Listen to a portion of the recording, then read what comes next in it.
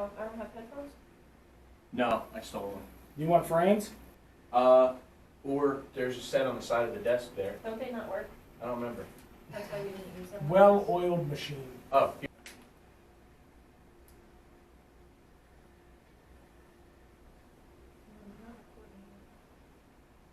Testing.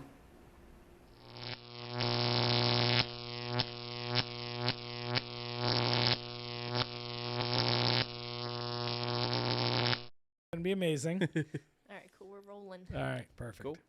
All right, so you're the 2021 National World High Points. We into introduction? I think we have to. Okay. I think it merits it. This is how you want to do the introduction? Well, let's think. Your National World Northeast High Points Hall of Champions, APBA champion. Yeah. Were you the APBA national champion? Got snubbed on that one. Oh shit! Deception got us. Those fuckers. All right. I blame Fran. He's not here. I can blame him. All right, I got this. All right. I got this. And I don't have to worry about saying Fran's name this time, so we're good. Velatato. For any pizza. For any pizza. Oh, God. All right, you ready for this? I'm ready when you are. 3, 2, 1.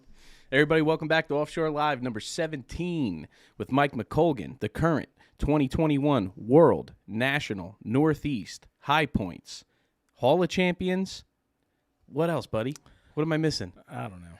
I really don't. No, you named it all. World champion, APBA, Hall champion, High Points champion, OPA National. Hall Points, National. Only one we didn't get was APBA, 8-race series or 6-race series, whatever that is. We're going to run out of places to put championships on that jacket in February. You know, it's been a long road. So it starts off with the Northeast Championship Series, right? Yes, sir. You won that one. So just to recap that was Point Pleasant, East Lake, Ohio, St. Clair, Michigan, Michigan City. What was the final one? Morehead City. Morehead City, yep. So you were the best out of those 5. Yep. And going through that for a second, those aren't divisional races or small-time races. I mean, Michigan City, St. Clair, and Morehead were action-packed, man. I mean, your race there in Michigan City was one of the standouts all year.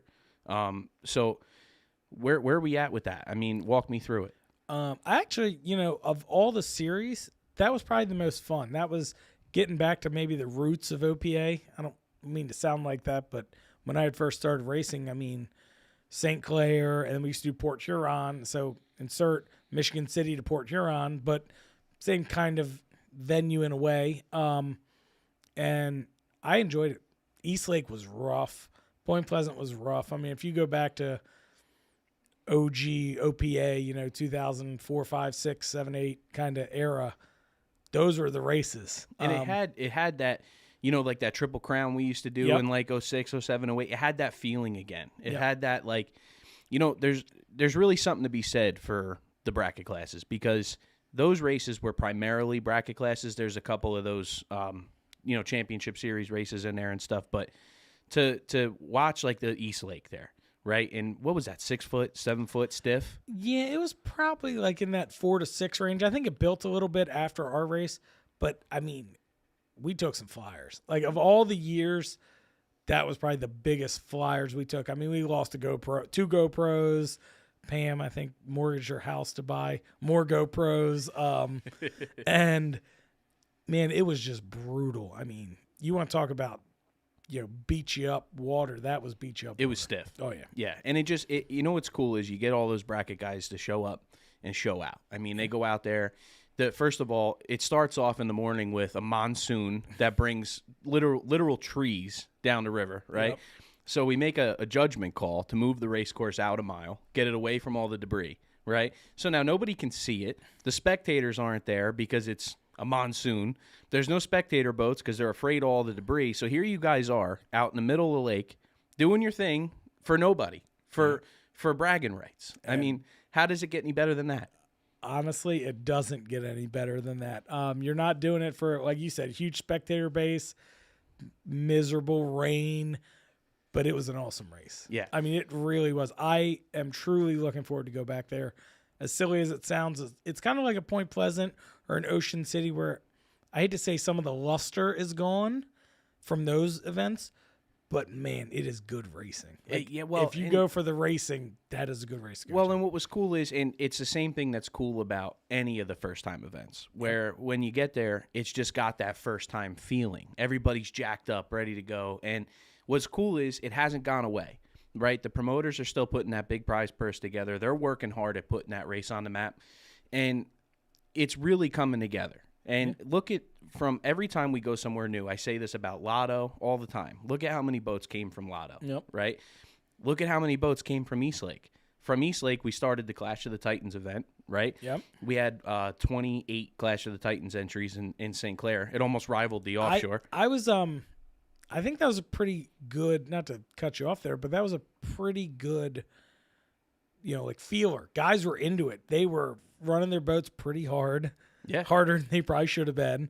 But I think they liked doing it. Yeah. I don't want to say it gives them the thrill without maybe being all in, but it gives them that like, oh, hey, I can come here and do a little exhibition for Well, that's 4 or exactly 5 laps. And That's exactly what it is. Yep. It's all the thrill of it without all the expense of it, And and commitment. not just money expense either. Like we talked about, like if you could ever pull that off anywhere else, and I don't think you could. Like St. Clair offers a pretty cool stadium, first Yep. of all, and then also that freshwater flat. You're not going to go beat the boat up. You're not going to rust everything to death. It's just a nice, easy shakedown run for a lot of these boats. near shore. So, I mean, we race because we want to race. Right. Those guys probably don't race because they don't want to race. Right. I mean, they don't have the money or the means and the, you don't own a 41 Apache, pristine Alavite, 41 Apache or Cougar, the endangered species Cougar, because you're rubbing nickels together to go boat racing. They could race if they wanted to. They don't, whether it's the passion, the drive, the time, biggest thing's commitment. I mean, you got to be all in. Yeah. And they still get to see the fans. People still cheering at them. I mean, with St. Clair, you're going under the drawbridge and people are cheering. Like, they want all of that stuff. Yeah. So Well, I and see where it works. And also, I think it kind of revived some of those guys. Like, for instance, his name just flooded right out of my head. But he ran a 30 Panther in Class 4. His name's Nick, right? Is his name No. Nick? No, what is his name? He's Sean? gonna hate me for this Sean, I because I talk. Yeah, his Keller? name, Sean. Keller, something like His that. dad has the cigarette, the Kohler? 38 cigarette. Yes, the Cigarette Hawk. Yep. And so he has since then purchased a boat to run in Class 4 and ran his in the actual Class 4 race right after Clash of the Titans. So it's drummed up some new racers. And the boat he bought for Class 4 is actually a really cool boat. The It's old badass. Seahawk. Yeah, I think It's so pretty sweet. badass. I'm so excited to see that done. Yeah, it's so funny. He was like, "Man, I'm building a Class 6 boat. I'm building a Class 6 boat. Oh, I bought another Class 4 boat."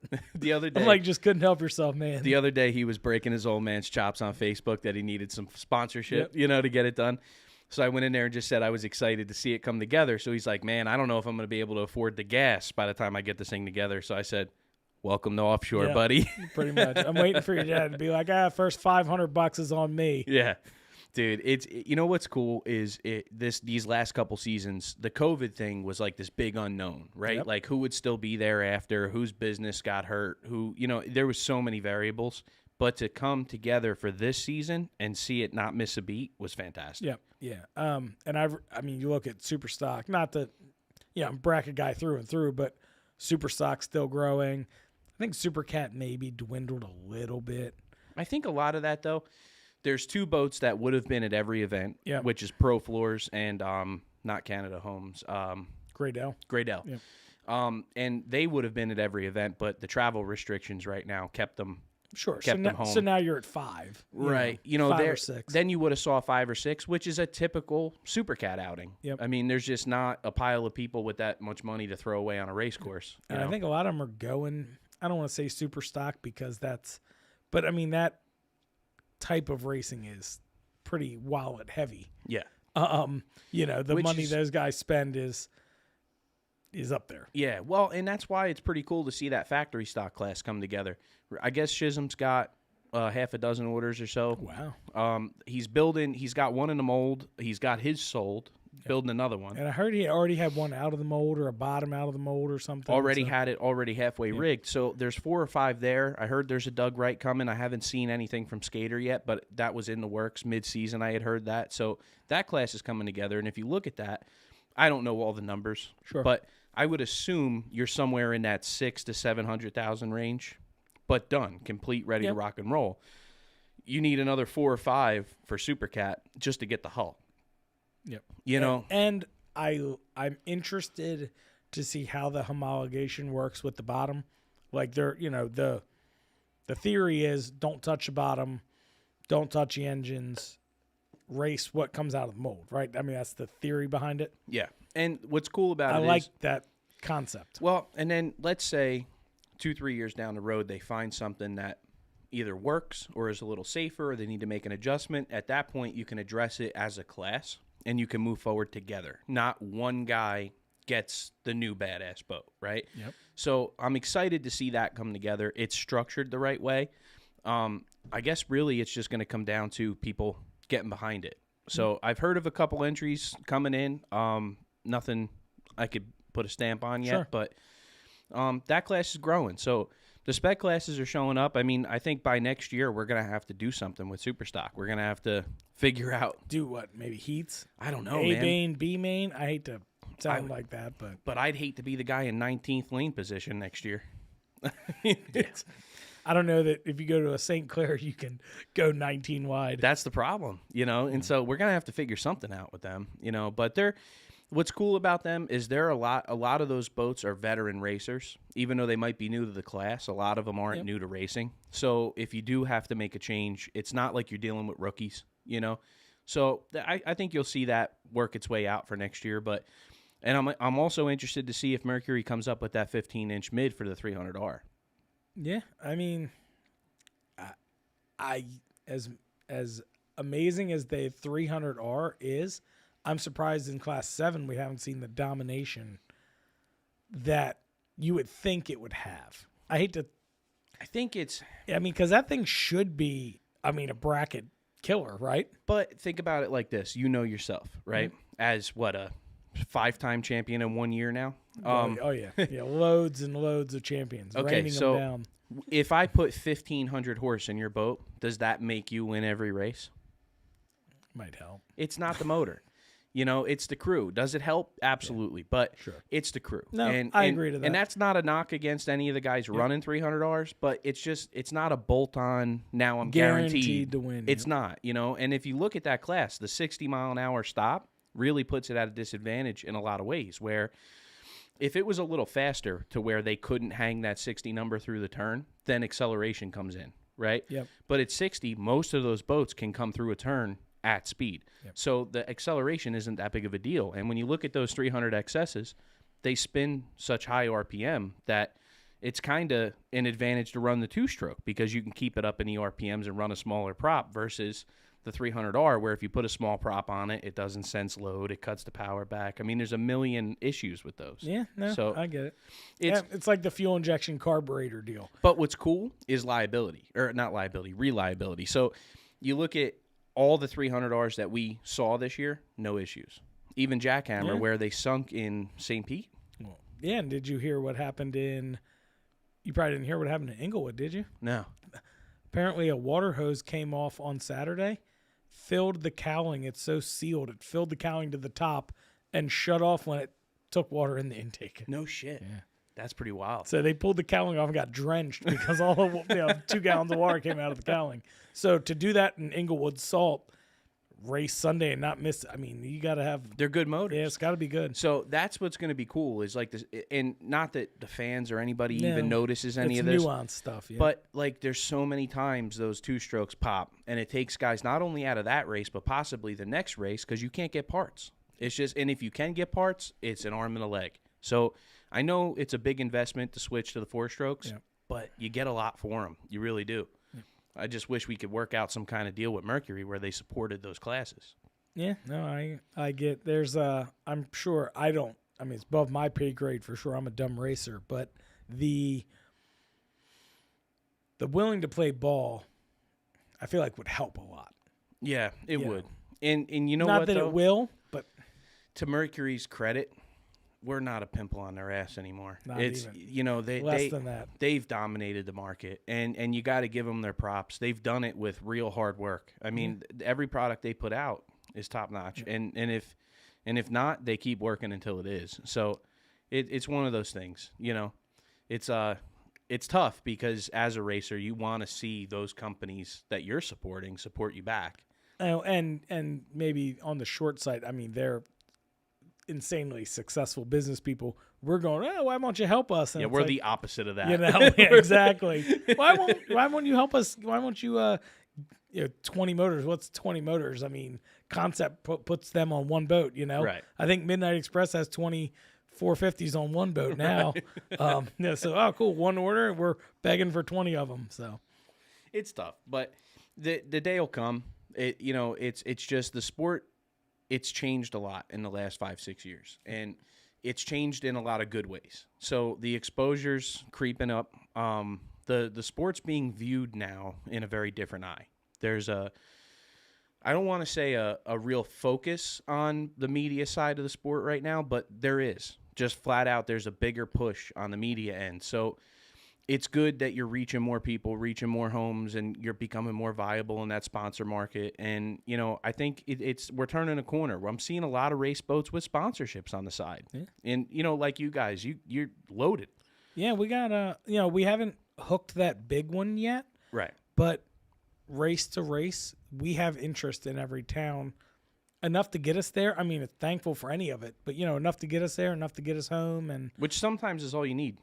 Trust me, if someone gives you $1,000 and that pays for your gas both ways, and it takes some gas. Oh yeah, definitely. And like our video from day 2 in Inglewood, I mean, it has 11,000 views in which by the way, a month. That's hang on. Let's not breeze past that for a second. So, because there's going to be some people watching this, and I really urge all of you to go find Rum Runner's Day 2 Inglewood video or Day 1. But you guys did something there which not everybody's doing, where you actually included the audio from your intercom. How did you do that? So it was pretty simple, seamlessly, technically wise. It was just a 3.5 millimeter audio output cable. We hooked it to a GoPro just because that's simple, and then used that. Just dubbed the audio over the picture from the helmet or from the front of the camera, whatever that might be. It was a lot of work for Pam. Got to give her all the credit. Yeah, Pam rules. She made all the videos. She just sent me a copy. Does this work? Can I use this? Can I use that? I'm sure there's a few expletives and a few things that she left on the cutting room floor. Thank God. But she did all that, and it's a little nerve-wracking putting yourself out there. Like, do I look like an idiot, sound like an idiot? Not that I care a ton about that, but you want to look like not a total fool. Right. And so it was nervous turning it on, and I unplugged it after the race so me and Frank could debrief. But, I was surprised at the element. You don't know what you say so much in the heat of the battle. Right. But I thought it was good. Good review. I haven't met a single person that said, "Shut up," or "Why are you talking?" or "You're an idiot too much." Haven't gotten too much of that. And I'll attest to it, because like starting this show, that you have all the same kind of thoughts. Yeah. Like, I think I'm a pretty smart dude, but there's always people who are like, "You're an idiot." Yeah. You know what I mean? Oh yeah, I'm gonna watch this back and say, "Man, I sounded dumb on that." When that happens, just know you're always gonna have that. Yeah. And so, what's cool about it is, as a fan, I'm a fan first, right? So watching that as a fan, it's so cool because you want to know what's going on in the boat, right? Like, even for the average fan who may not know what they want, that's what they want. Yeah. They want to know what's going on. So to see you guys communicating in real time was really cool. Yeah. It really was. Yep. And not only communicating in real time, but communicating kind of in the fire, man. Like, that's day 2, World Championship, last race of the season. We're going for it. And there was a lot of implications on you guys. So, like, if you didn't win that race, I don't know that you got that pretty gold medal in front of you today. Yeah, wouldn't have got that gold medal. And there's a lot of guys in the class that didn't want us to get that gold medal. And I don't blame them one bit for it, because, that's racing. That's racing. You want to, it's no hard feelings, but you want to win, as much or more than the next guy. But I guess where I was going with it was people want to hear what's going on. You watch a boat race from the land, you know, oh, it was flat. It looked like you were just going for a boat ride. I mean, when it's come down to it, it's a battle. And I wanted to give them a glimpse of that. So maybe, hey, this is more intense. I mean, I hate to use NASCAR as a reference. What do people want to hear? They want to hear the chatter between the guy and his pit guy, and the guy and his spotter, or the guy and whatever that is. You want to see the real. You don't want to see the fake. Right. You know, everyone can edit a 2-minute GoPro to look like they led the whole damn race, and it was all from the, you know, parade lap or whatever. Like, I wanted to show really what goes on. Right. And I think we captured it. Again, 100% credit to Pam. She said she watched all 46 minutes of the GoPro that did the audio, which is basically of our knees. Right. And she said she watched the whole thing for 46 minutes and listened to it, not watching a single minute of the race. Right. Which is, if you can listen to 46 minutes of us going back and forth. Heavy breathing. Yeah, heavy breathing and go, go, go. It must be pretty good, right? Yeah. Well, and what's cool about that is, too, you start to see some of the strategy come into the game. Yeah. So whenever I do these shows, I try to do my best to speak to that, right? That there is strategy. It's not just guys out there running their boat and who happens to be the fastest. So one thing that's apparent about that video is you're chasing down Money Monster, right? And now I happen to know a thing or two about that boat. You've seen that boat before? I didn't know that. I've seen it a couple times. So once or twice. I'm watching you guys make all the right decisions, all the right moves. And one thing that hit me right out of the gate was when you said, we're not racing them. We don't have to beat them. Walk us through what that was about. So, you know, I feel kind of, I'm not going to say bamboozled or foolish. I'm mad at myself, first off, I had no idea how the points were going to lay out. So we went in Saturday with our, you know, going to kill and win everything, completely unknowing that a Saturday win wasn't really that important. Right. So we win Saturday, you know, and no slight to anybody by any stretch, but maybe they were hanging back like, yeah, sure, go win, knock yourself out. Lane position for Sunday. I had no idea. I thought we were going to pull both days, you know, luck of the draw, whatever it might have you. Still might have started in the same spot. Well, then, you know, here comes Sunday, and it's like, oh, by the way, you have to win because yesterday really didn't mean too much. Right. Yeah, I mean, fortunately for us, Monster had some issues Saturday. They finished far enough back that we didn't have to beat them to win. You know, they had engine set up, whatever their issue were. But so going in, I said, all right, Fran, we have a game plan. We have to have a game plan. We have to run a tight line. And by tight line, I mean, there's chatter. We've talked about it. Some people are happy, unhappy. I mean, you just have to. It was a lot on the line. I ran a straight line, and I didn't give an inch because I couldn't give an inch. Right. If I would have given them an inch, they would have taken that inch from me, and I would be the guy outside looking in. Right. So I ran a hard race, fair race, but hard. And I knew that we had to be at the front of maybe not the front boat, but we had to be at the front of the pack to have any shot. So when it all shook out, Monster was ahead of us. Immediately I knew they finished worse than third. They can finish ahead of us. We'll still win. So it's like a forever calculating thing in your head. In the same breath, you can't, like I told you earlier, you can't be the cheese on the sandwich.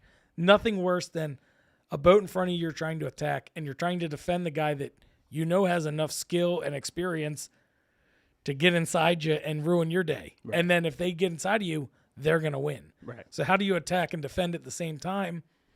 So I was just trying to be as tight to them and still run a tight line and make them go around the outside. And so the move there where you're running down Money Monster towards the end, which I'm assuming, I think in talking with Tim, the driver of Money Monster, Tim Vandenberg, he had said to me that the power steering belt must have came off a couple laps before the rest of the belts. I don't know if that's what he said. I know it came off on Saturday too. Right. So I don't know if it was their belt issue or whatever, but the boat was starting to labor. Yeah. And I was trying to, I was landing on its side more and more. And anyone knows, like, it's usually a sign of you're having steering issues. Yeah, it's you know? fatigue one way or another. Yeah, exactly. And so I saw it, and you get excited, like, all right, I'm going to start putting the full court press, as a basketball term, on them. But how do you do that? Because if you're going to try and attack, you then have to not defend. Right. And it's, again, a nuance that, most people probably don't understand, but I have to leave the door open in order to try and close the door on the guy in front of me. Right. And that is a bad feeling when you have a guy that knows that. Well, and there's risk reward there. Yep. So, like, you may or may not have gotten Money Monster. Yep. So in the situation where you don't, now you're the bonehead that handed the world championship away. All it takes is them cutting us off, or us jumping outside, and then next thing you know, Smith Brothers or whoever, it was Smith Brothers, but someone's inside you, and your whole weekend is shot. For us, that would have cost us APBA Hall champion. That would have cost us probably OPA High Point champion. Probably would have cost us 2 or 3 important things to us. And I guess I wish there was a way to explain how to defend and attack at the same time. And it's like tough. Impossible. Imagine if, like, for anybody listening to this that's going, what in the hell are these guys talking about? There's 3 turn buoys in one turn. So if you leave the door open, which means if you're a little wide into one, then you leave the door open for the guy behind you to take the inside from you. Your game is to make sure you get to the exit buoy before they do, so you can close that door back off. And if you get to the exit buoy and say Money Monster there comes across your bow and hoses you down and every lap, and and now let's say that water hits an MSD box, or the carburetor drinks a little, or the Jeep or the iPad. That happened to you in what? Yeah, 17 or 18. Yeah, with it shut Mike? my GPS down. Yeah, so it's tough because you want to be aggressive. You want to go after the boat in front of you, but you got to beat the boat behind you. It's a tough spot to be in. And then also you get caught up racing that guy in front of you or dealing with his wake, and that guy behind you starts to make ground. So it was really cool that you guys did that, because listening to you in real time in the boat, the one thing that's apparent is how real it gets, right? Like, oh, yeah. So to me, it's why I'll never lose my love for Class 6, Class 5, Class 4, where you get that real nasty, gritty racing, right? Like Class 7's got it in abundance as well. I'm sorry I stepped right over Class 7, but it's hard to cultivate in anything else, where it's a group of guys that really understand this sport. The Class 7, 6, 5, 4 guys are guys that run most of the races on the schedule. They've been around the longest. A lot of those guys. You're racing against the Smith Brothers. I started racing against them in 2009. In 2009, they were veterans. Yeah, they were 20-year guys back then. So it's tough, man. It's a shark tank. And it's really cool to see, like, not just the GoPro video of the boat running and the motor whining. It's you guys also getting your brains beat in at times. I mean, it's just cool, man. It added a cool element, and it's cool that you're doing it, and I know that other guys are going to do it, because how do you not? I mean, it's just so cool. Yep. And anyone, if anyone watches and they want it or have any questions, reach out. I'll help you in any way if you want to do it. Well, essentially, when you say 3.5 millimeter, it's an aux cable. It's an auxiliary cable, and you can go to any audio input source. You can go to your phone. We've done it to your phone. It'll work.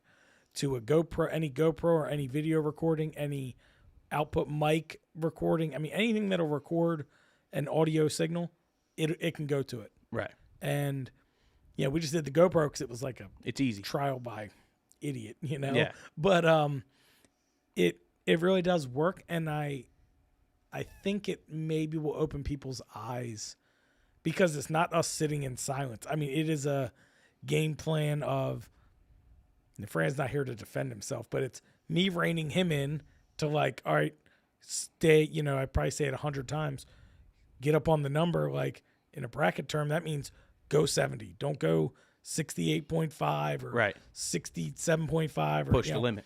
Get up on the limit. Yeah. And then in the same breath, I'm going, get up on the limit, don't break out. So I'm asking something impossible of him, right? But it's It's what you have to do. Yeah. Like, and that sounds crazy, but go fast. Don't go too fast. Don't go too slow.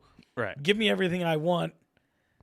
And I think that's what it takes to win. Well, and it's cool to hear how the communication works. So there's a lot of instances there where I'm just hearing you gas, gas, gas, gas, right? And I understand that because as a driver, it's really apparent in your boat where the two of you are kind of just doing your jobs, Yep. right?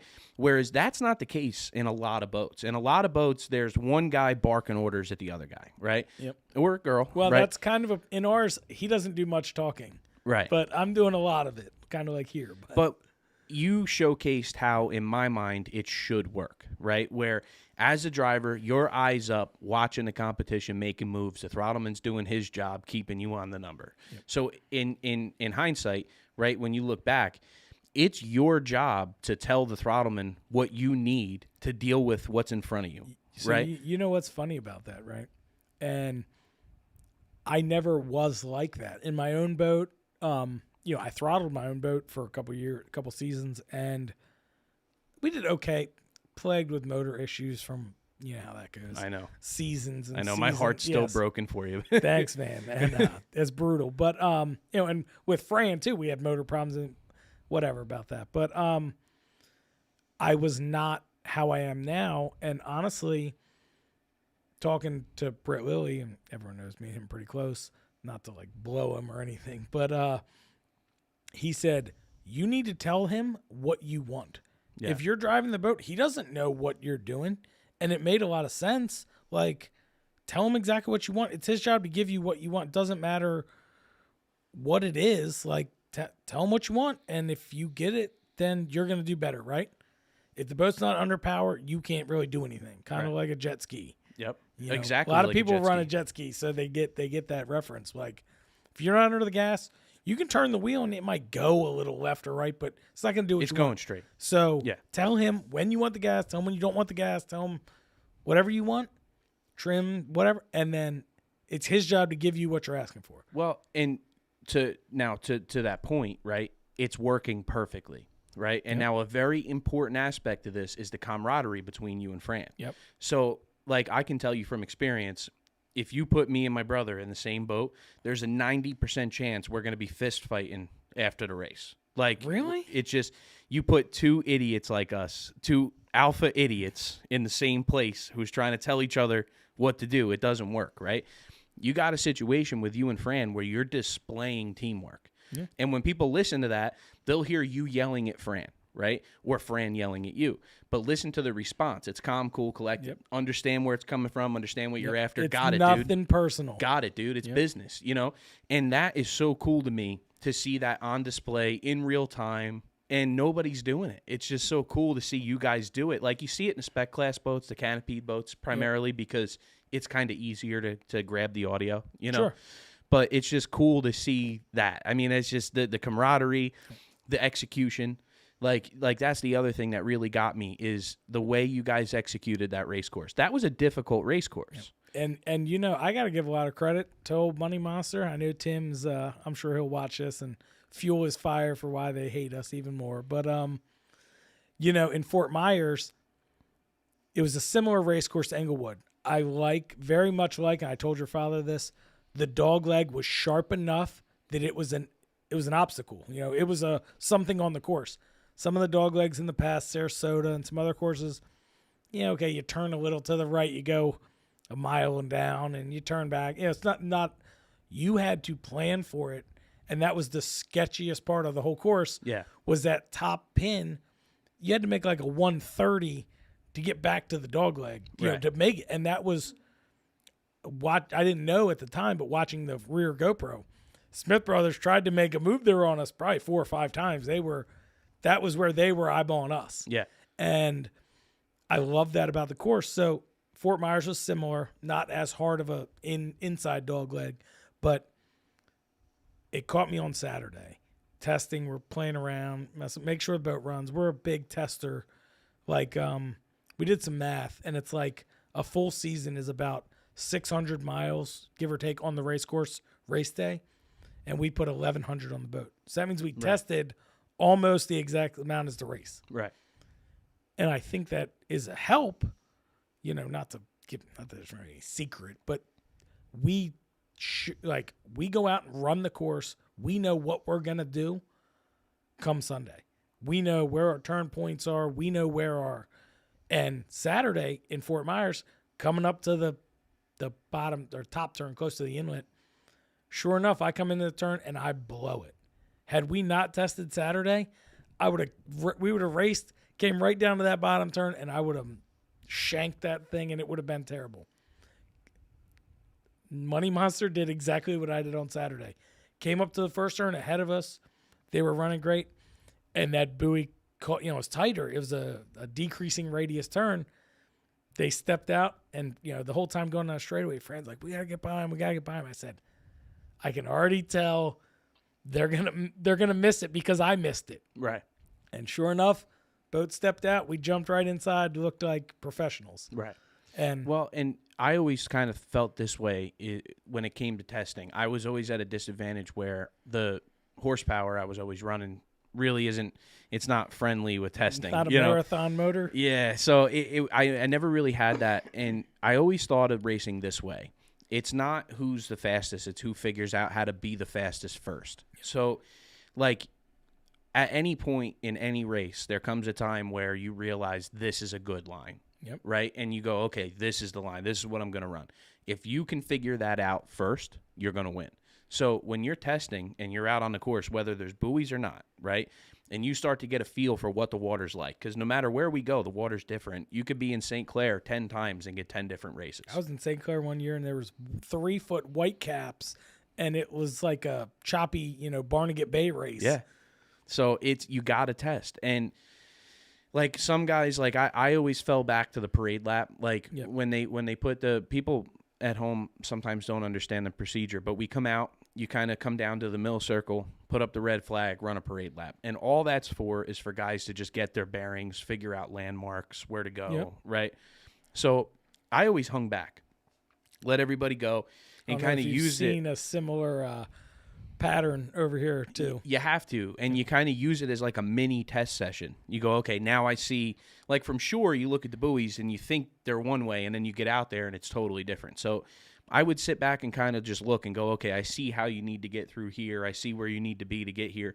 And by the second or third lap, I'd have it under control. Yeah. By the fourth, fifth lap, it's pretty polished. By the end of the race, it's hard to figure how to get under me, Yeah. right? Yep. So I see you doing the same thing. I see a lot of people doing that, where on Friday in Inglewood, we were on the beach watching testing, and I never watch testing because there's always one or two boats. You don't ever Yep. really go watch. Yeah, it's not a action-packed. Friday event. was an all-day event in Inglewood. There was like 30 boats running all day, so it was cool to see the guys figuring that course out. And I really think by Sunday, you saw some of the best racing you're ever going to see, because it was tuned in, man. It was the line was figured out. The competition was there. Everybody was lined up. They knew what they were fighting for. I mean, it was really cool. Yep. And I think we wouldn't be doing justice if we didn't say anything about the Class 7 guys.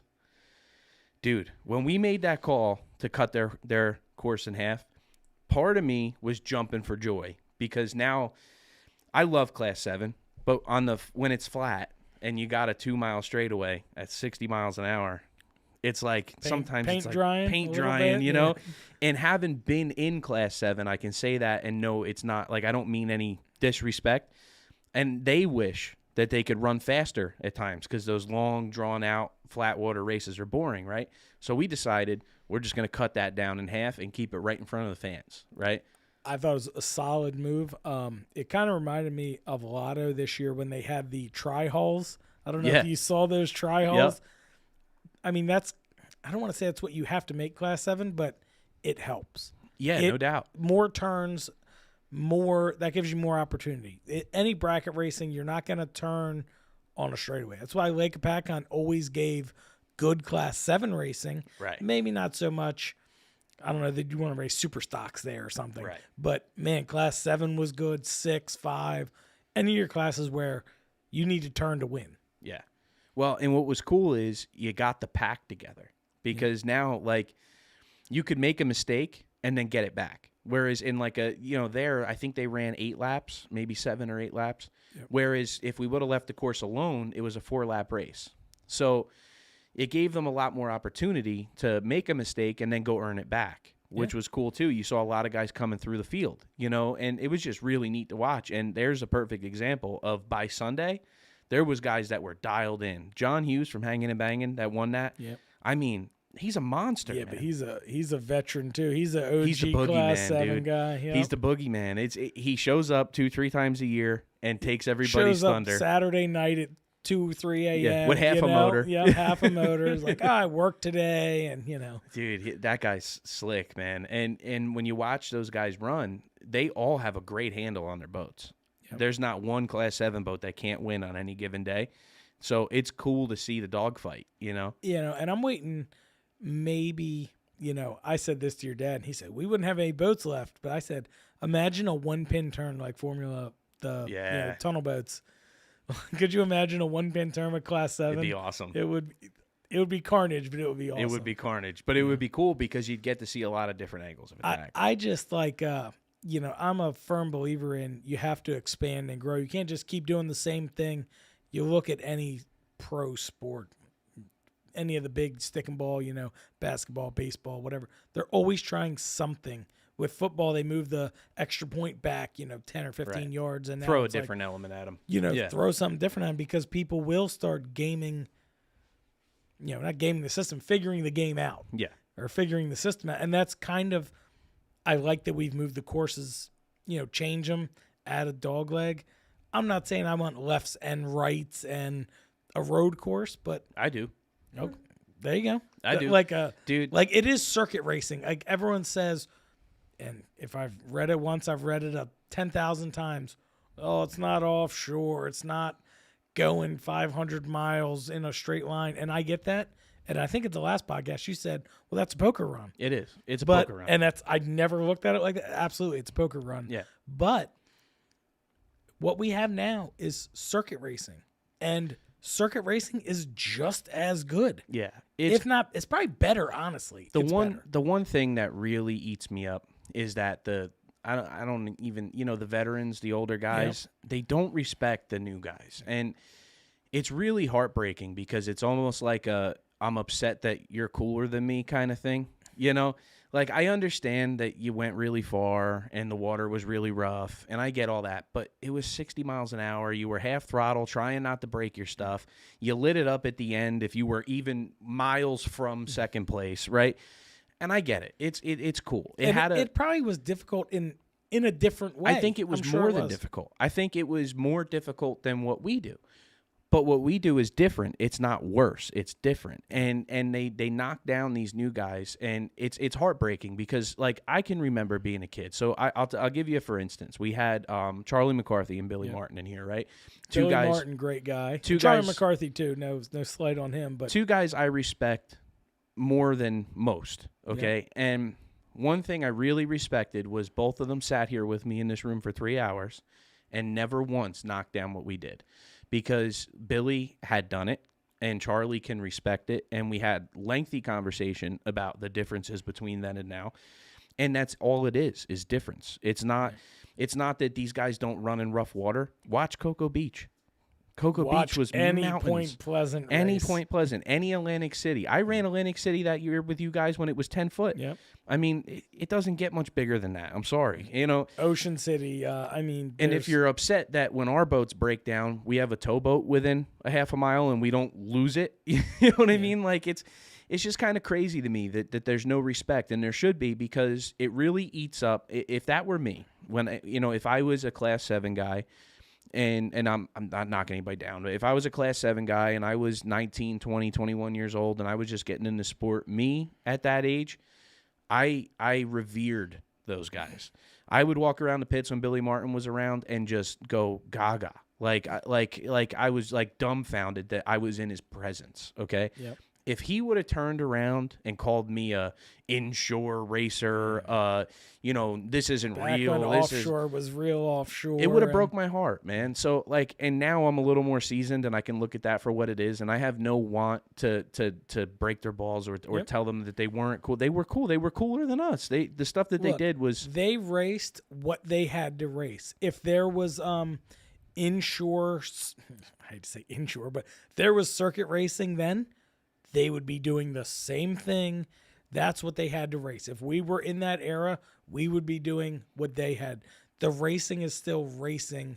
It's just different. Well, and in a lot of ways, the racing aspect is more apparent today. Oh, way more apparent. It's and I don't even want to entertain this whole conversation, but the skill level's a little higher today. These guys today, could you imagine if I said, Mike, your only job today is to run 100 miles from here and not break the boat? Like, okay. I mean, and it changed. Like, there's no 130-degree dog legs and 3-pin turns and 10 boats trying to fight for the same position and fighting off the guy behind you and trying to catch the guy in front of you. There's none of that. And imagine, I don't want to downplay the drivers. I mean, you always hear, oh, the throttleman was everything, and they were. The driver went straight. He had to read the waves and go straight. I'm not saying that's not a hard task when it's rough. And I don't want to downplay that, but the navigator was the unsung hero. Yes. They all say it. Yeah. It was true. And I don't know that I would want to navigate. I don't understand the compass at the feet and you know a what mark kills on a piece of paper. I don't get any of that. And you know what breaks my heart? In a couple months, you're going to go down to Lauderdale and do your Hall of Champions thing with APBA. They don't respect the navigator. If you look at the old Hall of Champions, there's not it's Betty Cook in there. Great driver. You know, could deal with the beating, but when we won it in 2015, I wanted my navigator Matt to go in with us, and they told basically pound salt. We don't respect the navigator, and I'm like, you guys came from 100 years ago when the navigator was the most important part of the boat. You could go 100 miles in the wrong direction all you wanted, as fast as you wanted. You got the fastest boat in the world and go 30 miles in the wrong direction. You might as well not even be out there. You know, like, and if you really want to put a cherry on top of this whole conversation, it's already such a rabbit hole, but sure. Think about this. You've heard this a million times. I followed that guy. Yep. It could be Gazelle. It could be Gentry. It could be, I followed that. It ain't racing if your goal is to follow the guy in front of you so you don't get lost. And then, wait a minute. At the end, I know my boat's 5 miles an hour faster, so I just pushed it wide open for 10 miles. Crazy, man. But the respect is all there. I know I sound like I'm beating the shit out of these guys. I'm not. And they, like I said, if they were born in our generation, they would be doing the same racing we're doing. They wouldn't be going, we should be going 50 miles offshore. It may be better because those guys were fucking crazy. Oh, yeah. Dude, I'll paint a picture for you. Imagine flying into Nassau. Okay, you're going to get in your boat and run around the Bahamas. You never been there before. There's no Garmin. There's no nothing. You got a chart in front of you, and you're looking at water that looks like the same water that's in a water bottle. You don't know if it's 3 feet deep or 35 feet deep. You don't know the difference. And somebody says, cut through here. The navigator's going, cut through there. It looks good on the chart. When you don't even know if you're where you think you are on the chart.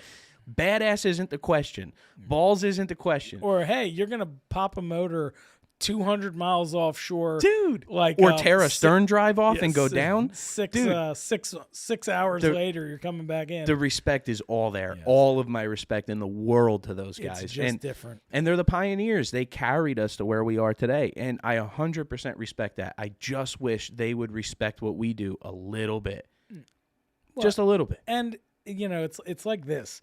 Even if you have 75% of the people that love the racing we do now, you're going to have 25% hate. Right. Like, if it's 50-50, you're going to have 50% hate. Right. Like, there's no getting around that, and you just have to appreciate your opinion.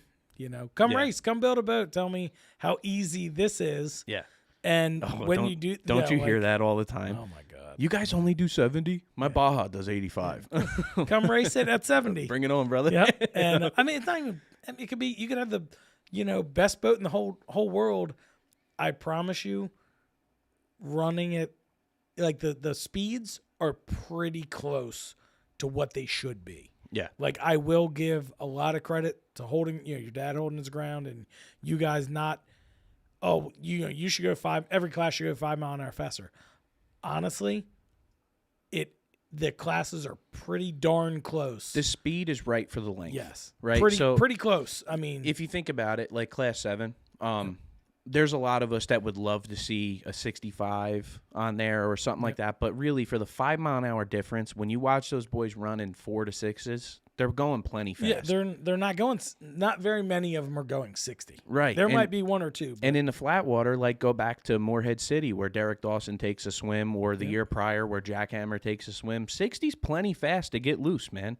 Especially when you're turning around those tight turns. It ain't like you're out running in the bay where you have an option to go a little wider if she slides. Yeah. You're buried in there, man. You know, so it's pretty even. It's pretty lined up to what it should be, and we're seeing a lot of good competitive racing. So why would you change it? yeah, no, I mean, and the numbers are up. You know, like a boat count is pretty decent. There was 70, 69, I think 70 in the lot. One didn't make the water. Dude, when have you ever seen a 70 boat race except for Inglewood 2 years ago? Yep. You know, And it's so the people are there, and it's bracket boats, and they're coming out, and it's funny how they kind of ebb and flow. Like 1 year 5's down. I mean, when I first started, 5 was 17, 18 boats. Yep. You know, and then 1 year 6 was 13 or 14 and 19. Now like class 4, everyone's building a class 4 boat now. right. Like, you know, so a lot of SVLs, S-Cats. There's 7 had 12 or 13 boats. You know what I think it comes from, and I hate I don't know how to have this conversation without it coming off like I'm tooting my own horn, but you need somebody to chase. Like when I was in 6, there was people like, for instance, just a good example, Gary Cook and Rick Kateku at PFE built that boat to come race us, right? Yep. So you had that. I went to 5 and started a war there, right? Me and Cohen had a rivalry for a year straight where we were trying to kill each other, and people just wanted to be a part of that. Yeah. Now you look at Class 4 where you got Nate Hunt with the Predator Apache and Matt Soper with the old school SIG, who just decided we were going to race each other. We don't give a shit what happens elsewhere. Yeah. And everybody wants to be a part of it. Everybody wants to go chase the big dog. So it's cool with you guys sitting in 6. There's a lot of people gunning for you, me included. 5 is coming together. Woody and Shoreline had a war this year, and the Bulletproof Warlock is not far off them. Nope. You know, so you're seeing top dogs stay where they should and be the top dog, and watching the competition rise to the occasion. You know, look at Smith Brothers, man. They've been around forever, and they have been the top of the heap for a long time. And now you guys, Deception, Money Monster, Nick Holber. I mean, I forget, what's he called? Punching holes. Punching holes. And Sam Tom. There's guys that are really serious about this, And they want to, like, that's honestly something maybe I personally struggle with. I mean, maybe not Fran. I can't speak for him, but for me, it was like I was told by a guy that's won a lot. He said, when you start winning, some of your friends in your class aren't going to be your friends anymore. Yeah. And I thought to myself, no way. Like, I'm a pretty likable guy for the most part. You know, people love me or hate me, but the ones that love me really love me. And sure enough, I see it where, you get the comments, hey, how are you? We're okay. And then after the race, it's, oh, good race, I guess. Or, like they get, I know that it's just the competitive side of them. That's why they're there. 100%. We're not there getting rich. It's not No. like, I'll count my hundreds and I'll give you one. And like we're doing it because we love racing and we're competitive. So that when we're on the top, you're going to have people that don't like that we're on the top. It's not that they don't like me or Fran or whatever, because I'm the first guy to give them anything I have for them to beat me. Right. I've given Deception my GPS. They lost theirs like overnight. And it's 10 minutes for a race. Oh, my God, what are we going to do? And it's back. The old GPS guy's like, oh, sorry about your luck. Guess you're not going to race. And I said, I've ran to my, just a lotto, ran to my trailer, got him. This is 5 minutes before we leave. Ran, all right, the serialized it, cleared out, it's good, gave it to him, hopped in the boat, and they beat me. Right. Like, they would have literally been DQ'd.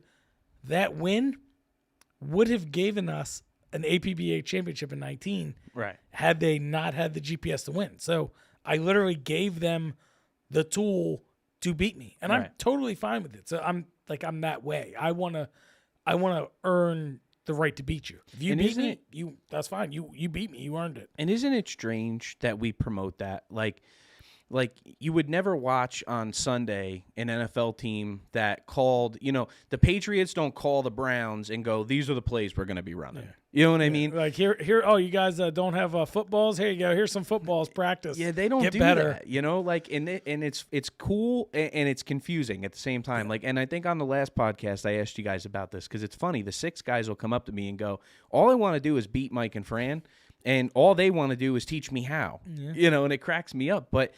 That's what you want, because the one thing that nobody wants, as funny as this sounds, like as weird as it comes out, nobody wants to just dominate every race. No. Like if you're winning and you're winning a lot, you start to Jones for that dogfight. Well, that and my thing is, I don't want to be a class killer. Like I don't mean for that to come out cocky or anything like that.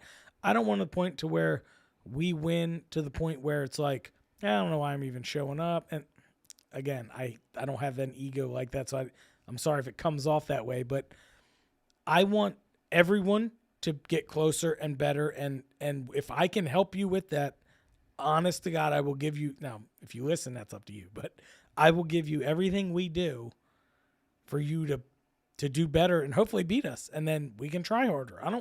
You just don't want to get out front and, what are you doing today? Nothing, like everyone wants that competition. Tighter the competition, the more eyes on us, the more sponsorship opportunity, the more interest, the more views, the more, the camaraderie. If the camaraderie's up, I still want to try and win, but I don't want a guy to give up because he doesn't know that he doesn't know something. Right. Well, and I can give you a little bit of an example there, right? Like when I first started racing, I was extremely lucky to, first of all, be allowed into Class 6, right? I showed up with a 5 boat, and the Class 6 guys were like, you're never going to run 5 with that thing. Come run with us, So that was cool. But then not only that, but to be taken under the wing of Rich and Pete with Smith Brothers.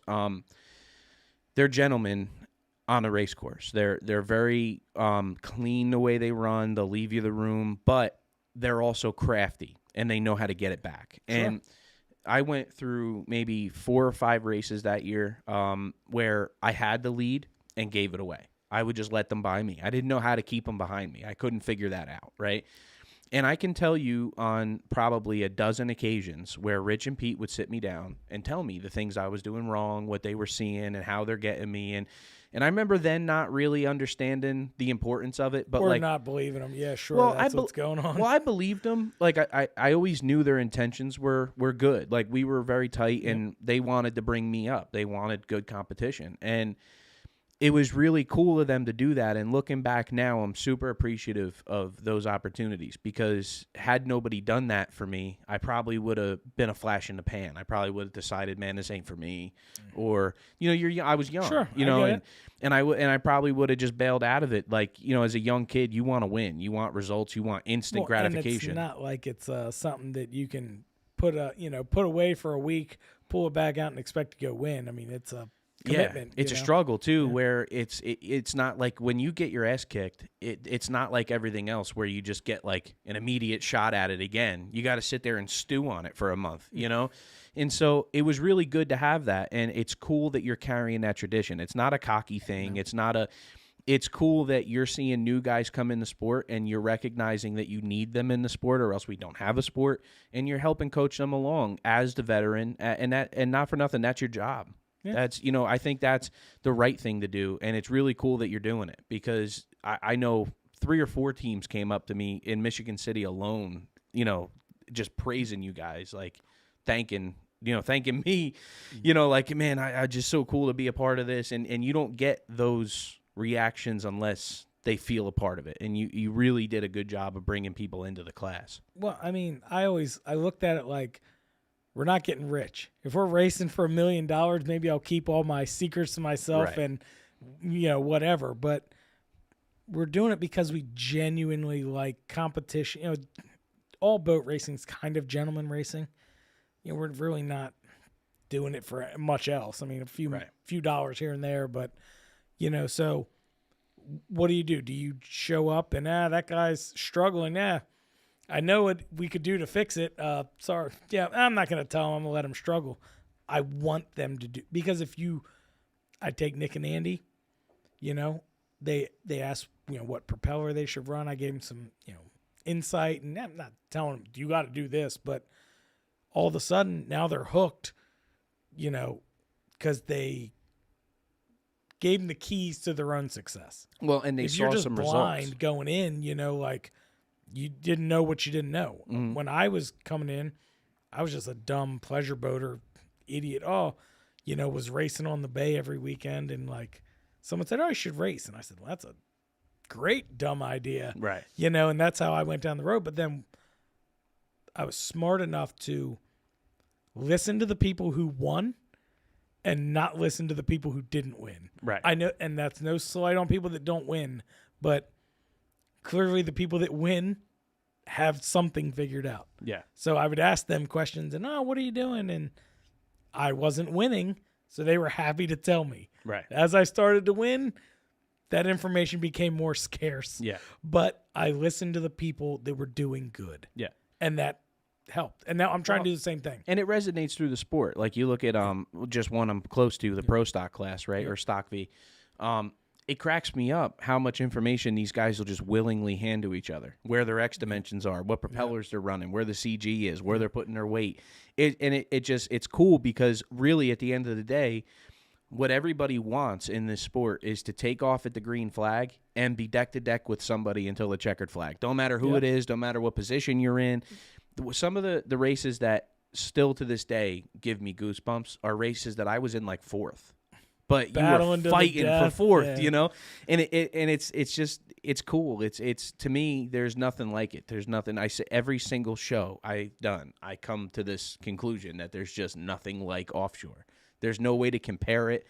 There's no way to understand it unless you've done it. You know what I mean? It's just it's the coolest thing you can do with your clothes on. Period. Yeah, and it's weird that like you can go full circle. You can go to a flat race, close competition. Go to a rough weight race, close competition. Yeah. Go to a middle of the road, Michigan City, where it's not super rough, but it's definitely not flat. It might look flat, but it's definitely not. Same competition. It's Right. amazing. And that's, I think, maybe where the bracket boys shine, and some of the spec class, again, no slight on them. Some of them guys just can't run in the whether they're set up, their boat, they don't have the propellers, they don't care to run like that. And you know what I think that is, and it's funny that you brought that up because that is a really good point. That the competition doesn't seem to carry over with spec class the way it does with bracket, not when it changes in water condition. And I think what that might be is the spec classes spend so much of their time trying to put up a big number. And don't get me wrong, they're putting a pile of time into setup. They're putting a pile of time into everything else. And they're smart, and they're not. Sure. They're not. No slight on them by any stretch. But there's always that little voice in the back of your head. You can run 85 out there. You know what I mean? You can run 90. How out many there. races do you think Randy Sluice lost trying to go 85 in an 80-mile-an-hour No course? No doubt. And I love Randy to death. Only guy I've ever seen barrel roll a boat to the front. Right. Like, he somehow wrecked the boat and it did a front flip. Yeah. Like, I've never seen a V-bottom do that. I don't know how He's you a can say fucking it. lunatic. But, again, trying to go 90 when he should have been trying to go 80. Yep. And I think when you reverse that to the bracket classes where we know what the setup is. We know, like I used to wake up. That's the one thing I miss is with the stock V. This year I took the year off and chased some other stuff. But I'm with them every race anyway, so you wake up in the morning and you get those jitters. Is it a 27 out there today or is it a 29 out there today? Like what I miss when you woke up in the morning and my biggest decision was how many lead bags I was going to put in the front of the boat. That's us. We have we have like 2 setups, right? And it's pretty easy. And even if you don't pick the right one, you can usually still make it work with the wrong one. Right. You don't have that in spec racing. So with bracket class, a lot of the guys know how their boat's going to handle depending, if in St. Clair or Point Pleasant, they know what the deal is. You just got to go out there and perform. Execute. And I think you see some of the tightest racing. I mean, it's, to me, you can't beat bracket class. You can't. What bracket class is what every spec class wants to be. I mean, that's a bold statement, but it's the truth. They all like you look at bracket class racing, and if everyone has their good setup. Now, we've had years where we didn't have engines and didn't have, fighting things. At least in my 5 boat, I did that ran the whole season with a, motor that wasn't up to snuff, and I knew it, but it's what I had. But when all the guys come with their true A game, what is it? 2 boats length between 10 going into the first turn. I mean, seriously, you have every boat is right there at the first turn. The problem, it's not a problem. The formula for spec class is everybody's boat's fast. Everybody's got multiple setups. It's who picked the right one. Yep. Right? And there is a value to that. There is a value to understanding your boat, understanding what you can and can't do. Okay, for instance, like you were just talking about Randy, he is one of my favorites to watch in the rough because he just holds it down and whatever happens, happens, right? So there's a good example of a guy that wakes up in the morning and goes, I could run 90 out there, and just chucks his it, right? small setup's a 29 or something, and Right. it's like, you put the 29 on in Point Pleasant one year. He's like, well, I feel like I could probably do it. And I'm like, 29? Oh, And then the guy that wins is the guy that woke up in the morning and said, nah, that's a 27 out there. So, like, I respect that. I respect the knowledge, the engineering, the all of that goes into putting a top flight spec class boat out there. I respect it. But if you want competitive racing, it doesn't get any more competitive than a class full of boats that have to stop at the same number and everybody's capable of it. It doesn't get it. It's what everybody else wants to be. The only people who don't like it are throttlemen that are tired of staring at a GPS, and I understand that. But it's a game. It's a game all in of itself. It's just like spec class where you're trimming to find that last 0.8, 0.9. Yep. I get that. With bracket class, it's trying to be at 0.9. You know what I mean? and you watch, some of the most beautiful boat racing is a spec boat, perfect trim. Hauling the mail. I mean, MCon. like MCon or even all like year. V-bottoms. You watch some of them guys, Instigator. Like, you want to talk about a boat that just is like poetry in motion. There's nothing better, going as fast as they can. Like, dude, that is amazing. Englewood day 2. Ed and Anthony and sorry, we have a habit, and it's not your fault or my fault. Instigator was Instigator for 40 years, and suddenly it's Knuckleheads. So I'm sorry, Ed, Knuckleheads.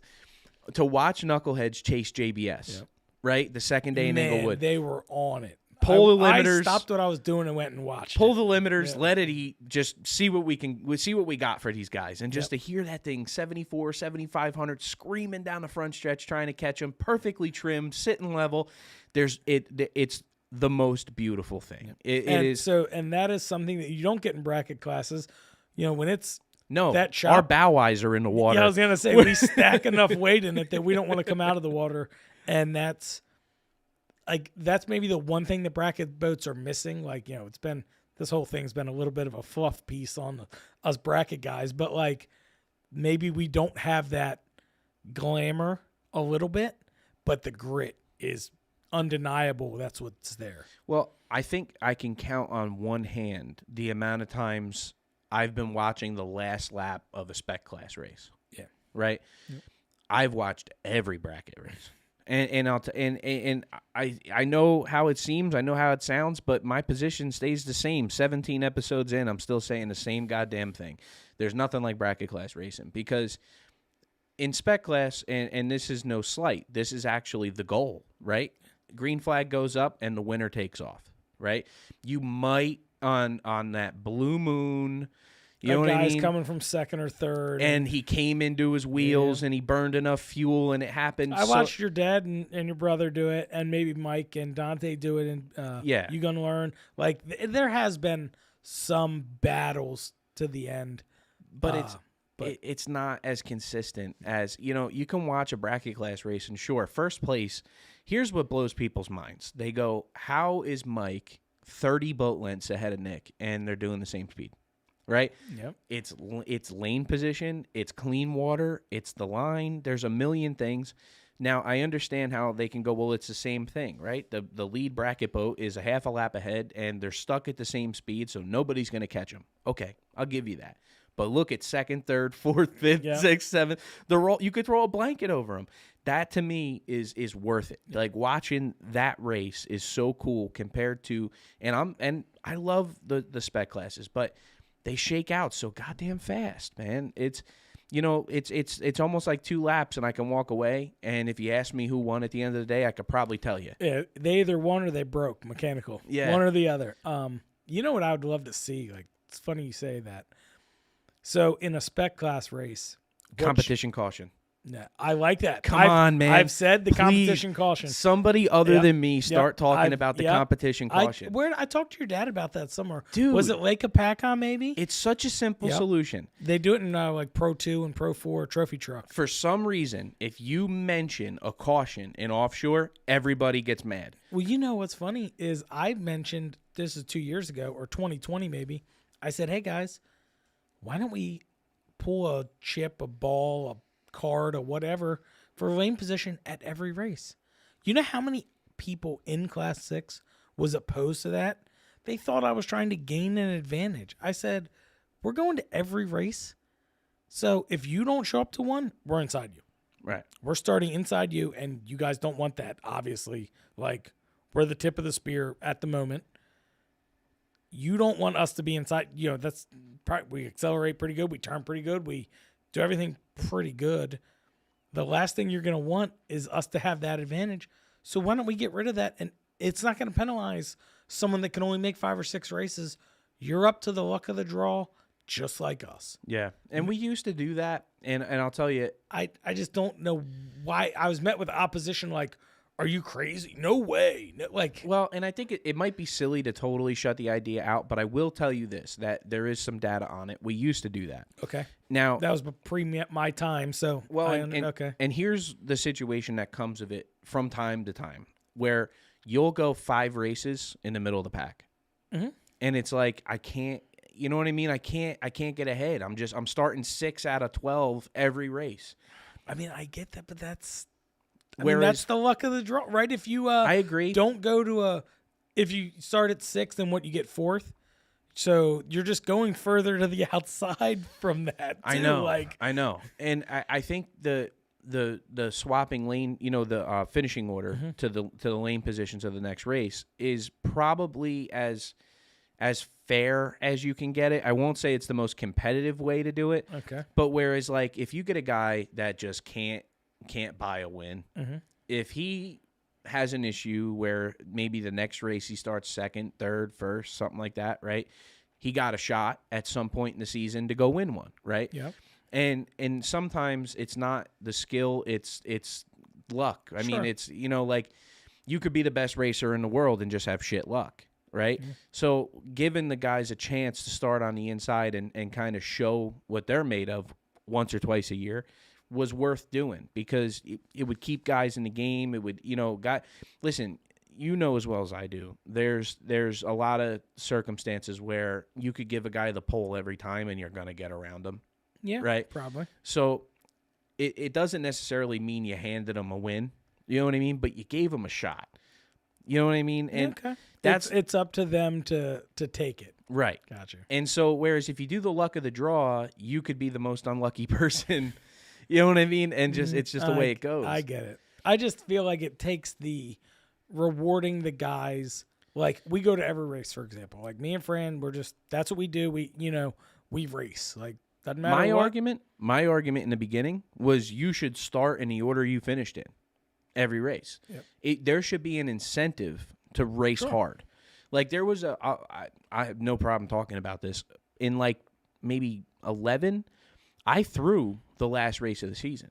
So you could start on the pole? Yeah, because we had it. We there was no way we weren't going to win the Nationals.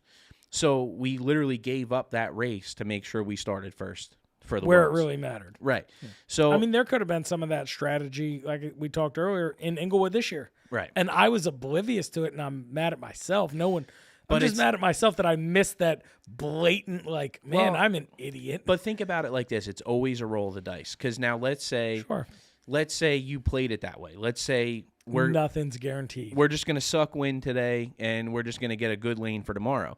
Well, what happens if Fran misses the green flag by half a second, and now all those boats come across you into one, right? There's a million ways where it doesn't work. So in my opinion, the best philosophy is to just try and do the best you can in every situation. Go win, and they can't take it from you. Right.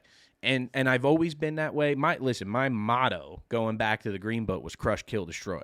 Every single race. If I didn't win, I came back with that thing in a million pieces. I gave it everything I had. And I look back and I laugh because like the move to Class 5 was produced some of my best memories in the sport. And worst. And worst, man. Like I particularly after the Fall River event where I that's when you ripped the drive off, spun and it sunk around, it, blew the drive off. I mean, that was something in Class 6 would have never happened. You know what I mean? But pushing it that extra little bit, you know. So like, it's 6 of one, half dozen of the other. Yep. You know what I mean? But I like the competition caution. Not to go back, dude, to that. and I'm telling you, man, I have something else too. Go ahead. It's a thing because. Let's say, and I'm going to use Superstock, and sorry, guys, I don't think any of you really watch my show anyway, but, you know, it's Billy Allen. Billy Allen, might. He's a bracket racer at Yeah. heart.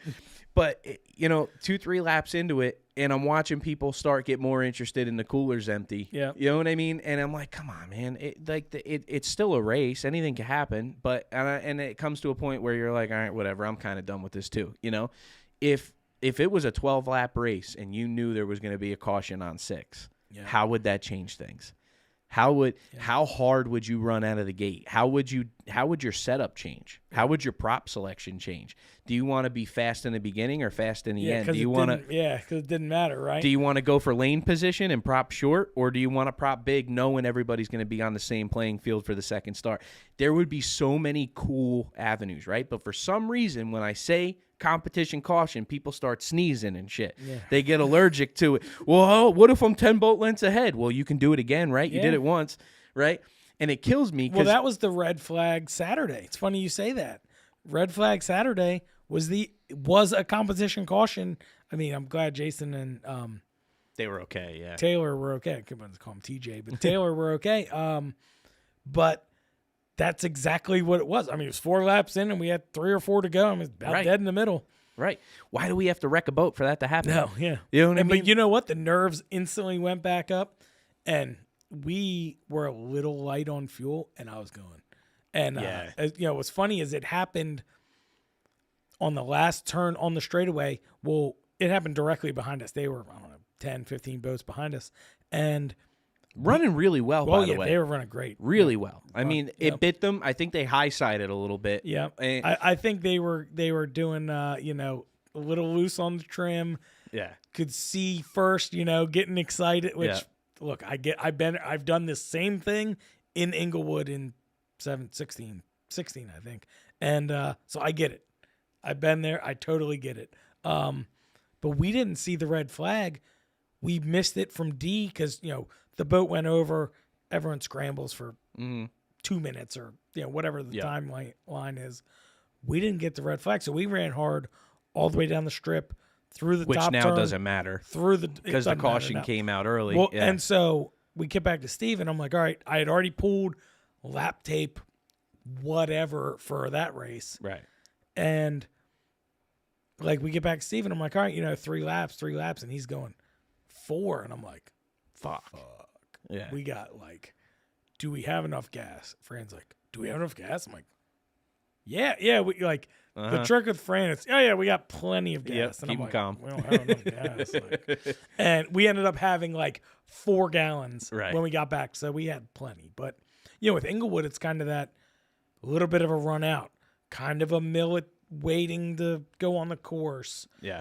Well, and then the red flag, and then the extended mill, and I'm like, well, we'll just shut it off and float for 15 minutes. And and also, this is where I am going to kind of toot my own horn here for a second. How badass was it to see 6 races go off in 6 hours? Oh, yeah. That was cool. That was impressive. On 2 different race courses. And have an accident, and have an ejection, and have, you know, to get the course cleaned up. And I had production headsets on. I was actually flying the drone for the live stream, but I had my race control with me. We never went longer than 24 minutes off schedule. Yeah. So, like, pretty good. Dude, it was awesome. It was such a good 2 days. I'm so impressed with Inglewood. I'm just Yep. every bit of it. Okay, think about this. Every race we go to, 2 cranes. Yep. Right. Go to Inglewood, 1 crane. Every other race we go to, 55, maybe 65 boats, 70 boats. Inglewood, clockwork. Yeah. It's amazing. Every other race, short mill out, Inglewood, 10 miles. I mean, it's great. It's And great. it just- but still, it's a haul to get out It there. rolls, man. And I gotta just give it to that city, the people, the fans, the organizers, the from the board members all the way to the guys that are greeting you at the gate.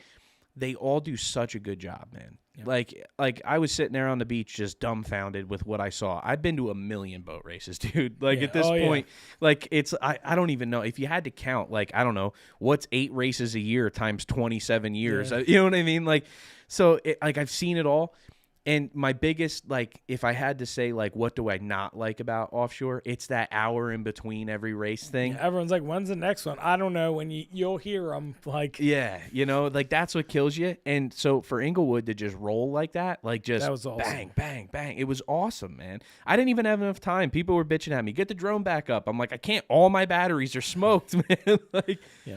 we had a blast. It was so cool. But yeah, no, I just had to throw that in there, man, because they work so hard. You know, Steve, Ray, fuck, there I go again, naming names. Never name Nope. names. I need a sign. you know why you don't name I need a names? sign. Because when you forget one, That's you're the the problem. bad guy. We're ordering that. I'm gonna put a sign over your head that says "Don't name names."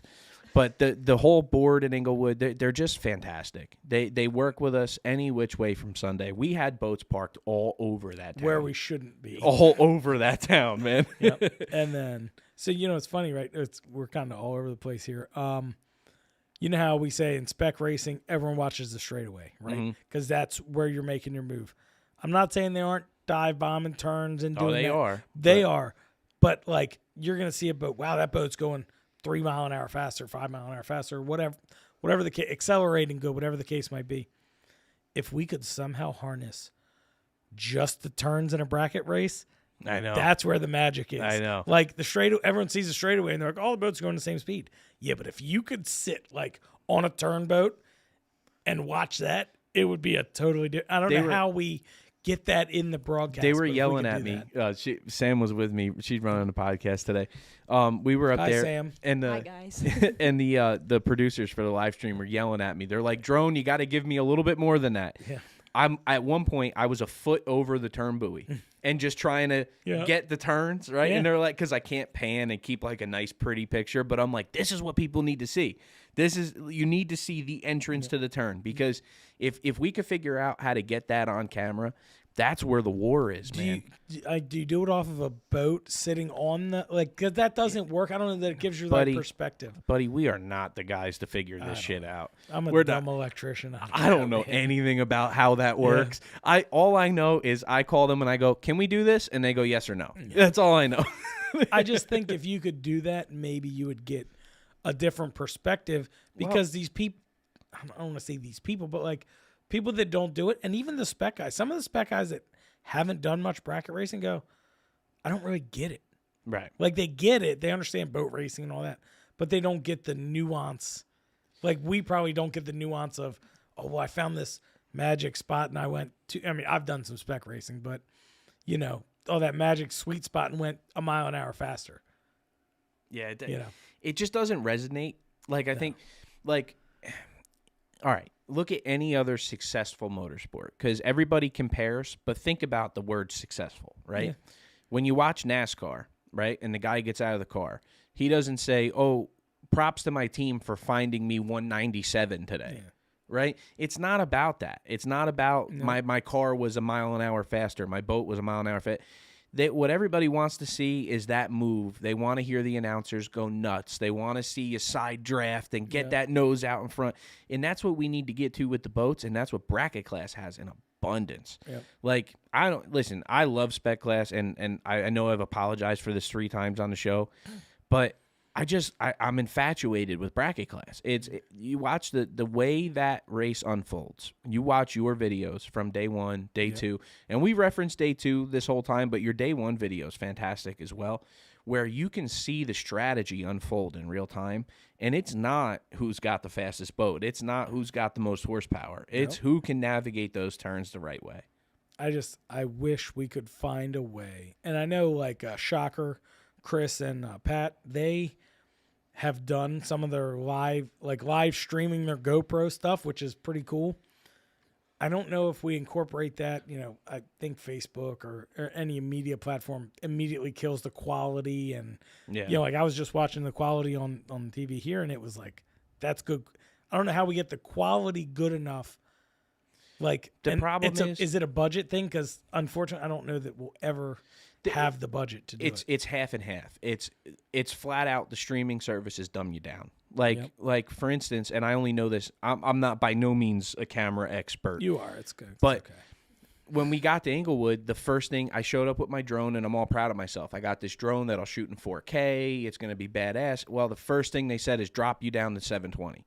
And I'm like, 720? That's like 1950s TV. You know what I mean? It's like the moon landing. You're getting the moon landing on there. They're like, there's no reason. You can transmit in 4K, but by the time it hits the stream, it's 720. And I'm like, that sucks. But I don't know anything about it. Like, I can't bitch because I don't know how to fix it. Yep. But I wish there was a simple solution. Like, even, I keep getting this, and I agree wholeheartedly. They're like the helicopter video, man.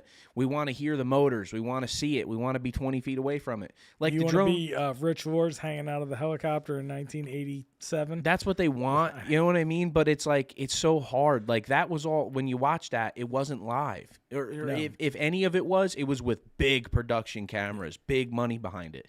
And a lot of it was recorded, and he's voicing over it, where I can do that for you. I can do that with drone video. You know what I mean? I can voice over it and act like I'm surprised by the outcome.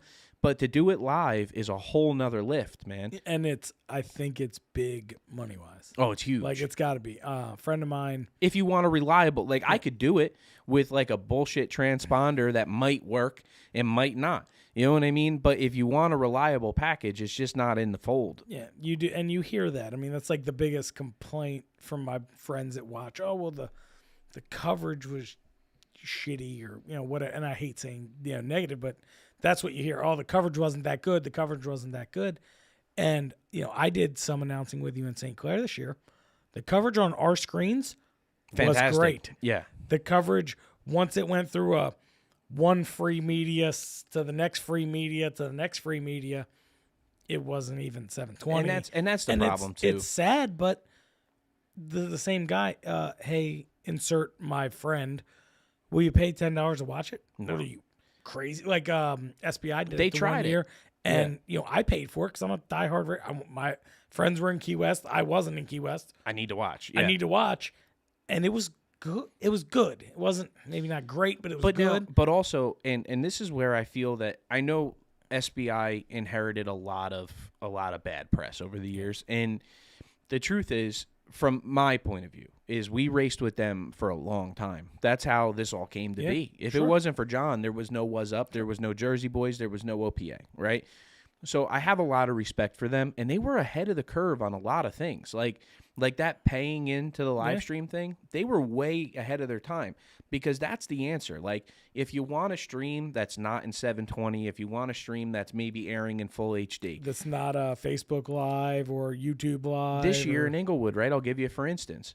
It wasn't even us. We got pulled off the air on Sunday in like 490 locations, right? We don't know what the hell that means. Okay. It might have stayed up in America, but they didn't give us like a printout of where we went off. Is there a reason why? Yes. So literally it picked up, there was people, we're in a hotel room, right? We're all set up, and there's people in the hotel room below us playing music that's transmitting on the stream that we don't own. So they pull us down, right? Infringement. Oh, for copyright infringement. Right. Now we get pulled down. Now there's this big lengthy process to contact Facebook to tell them it's not us, it's background, we're not inserting it. It's right, this whole process, but by the time you're done, the race is over.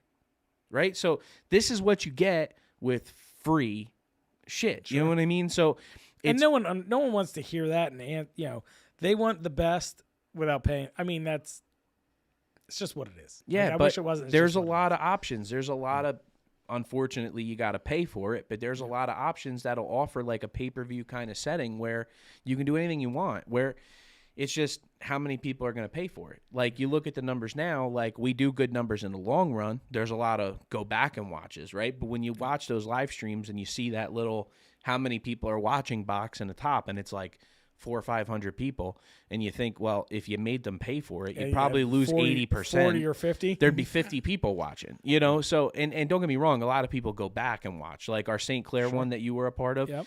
I actually just was kind of gathering my numbers for this year, and that was 28,000 all said and done. That's pretty good. Yeah. That's pretty good for lack of promotion, for aside from on-site local promotion, yeah, right? and or social media, Dude, or like whatever. Michigan City, when that Impact came out, I was like, what? Almost 250,000 people were in Michigan City. That's crazy. That's insane, and that's coming from the county that did a legitimate cellular ping or collection whatever it is, of how many people were rawly there. So I know the argument will come up, well, how many of those people were at work? How many of those people just drove through? How many? I don't know. I don't know those answers. I mean, if you boil it down, the real number might be something like half of that. Might be $1 and a quarter. Even if you have 6 figures show up. But that's still 40,000 more than the Daytona 500. Yep. Okay, so like the on-site attendance is there. It's just trying to drive up that live stream. And unfortunately, we're still at that point where it's grassroots. Like it is. Like no matter what we can have big dreams and all this, but how do you go to a promoter and go, hey, I mean, I'm talking way above my pay grade, but hey, give me 50 grand, give me 100 grand, give me this much, and we'll have a 4K awesome free live stream. You just got to come up with, double whatever your budget is now. Right. And they're going to tell you, sorry, we can't. Well, and the crazy thing is work. People have this really weird view of how offshore gets done. Like, I get everything from OPAs making millions of dollars to people who are willing to volunteer to help us push it along. And the truth of the matter is, OPA will, if we break even, it's a good year. If there's 10, 20 left in the account, it's a great year, right? There's been years where we're negative 40, 50, right? And then they say, well, the promoters have to be shaking it down. No, the promoters are lucky if they walk out of there to the green. Yep. You know what I mean? And then the cities go and put out these impact studies, like, for instance, Fort Myers, where they say $27 million came into the economy. People see that as Roar Offshore made $28 million. No, that's every hotel, ice cream stand. Everything. Everything all combined, and then you have to also do the math on that. How many people were spending money in town because they were there to watch the boat race? Now, if you do that math, you come out with something fractional at best. You know what I mean? So it's this crazy thing where really the sport has a stigma to it. The sport has a really cool vibe and aura around it. We just need the right kind of financial partner to come along and help us push it forward. And it's just finding that needle in the haystack. How are you supposed to continue to sell yourself when there's so many other avenues to do that? And everything's becoming more and more cookie cutter. Every business that pops up is, let's put a $50,000 push on Facebook. Let's put a $50,000 push on Instagram. Google. It ain't offshore anymore. Yeah. And it wasn't really ever. Like, you even think, Coke and Popeyes and Michelob and they were this all, and that. It's because it was their business, or they were tied into it, exactly. or they were whatever. I just was on a call with somebody. I wish it wasn't, but that's they were like, what man, I was just listening to somebody on the phone say, it's crazy. I watch these boat races, and you got landscaping companies on the side of the boats, and we're like, yeah, it's their company. It's his landscaping company. They're writing off their expenses. But then you even look at it like IndyCar and some of those other ones. They're a low, what's the word I'm looking for? Like, kind of a low view, little bit. Like, but the personal sponsorship is thriving, and people are interested in it. I don't know why. Maybe because, look, a rich guy can go, man, McLaren's racing. I got a McLaren. Yeah, that's kind of cool. I mean, give them some money because I love McLaren. It's a niche. And, where in us, almost all of our sponsorships are endemic. Yeah. It's a marine company that you own, or marine repair, or landscaping, or plumbing, or insert and whatever. The shame of it is, if you're a business and for some crazy way the universe got you to my podcast and you're watching this, if you're looking for exposure, stop here. Yeah. This sport it might look like it's covered with sponsors, but it's not. You can get in, like, it's what I say to people all the time when they inquire about sponsoring through OPA. Yep. I'm like, dude, I can give you everything for nothing. You're not competing. You can get in at a base level sponsorship and be the title sponsor until a title sponsor comes. There's nothing there. It's a open book. You know what I mean? You can get in for 20 grand and have the sponsorship that might be worth $2.5 million. You know what I mean? You can get in and get that because we have nothing.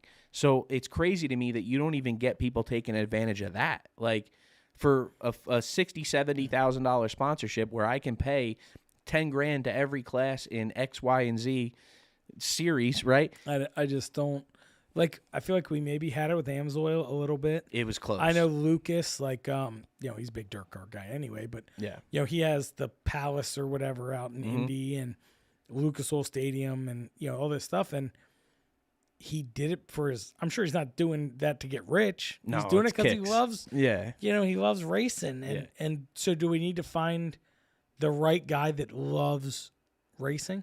Problem is, and I see this in other sports that I follow. How many guys can relate to boat racing? You can have a guy relate to basketball, football, even car racing. They all drive a car. They all, go fast on the highway or whatever. How many guys really are into boating to understand the boating to the racing? right. And unfortunately, the boating community is small. It's small. Like, it's big to us, but it's small. But I'll tell you what, man, these last couple of years, that's changing. Like, boat sales are through the roof. And, like, especially through the pandemic where pretty much all you were allowed to do was boat, it's gotten exponentially bigger. And we're seeing it in engagements. Like, I can tell you from looking through our social media pages, our numbers are triple, quadruple what they were 2 years ago. And so it's getting there.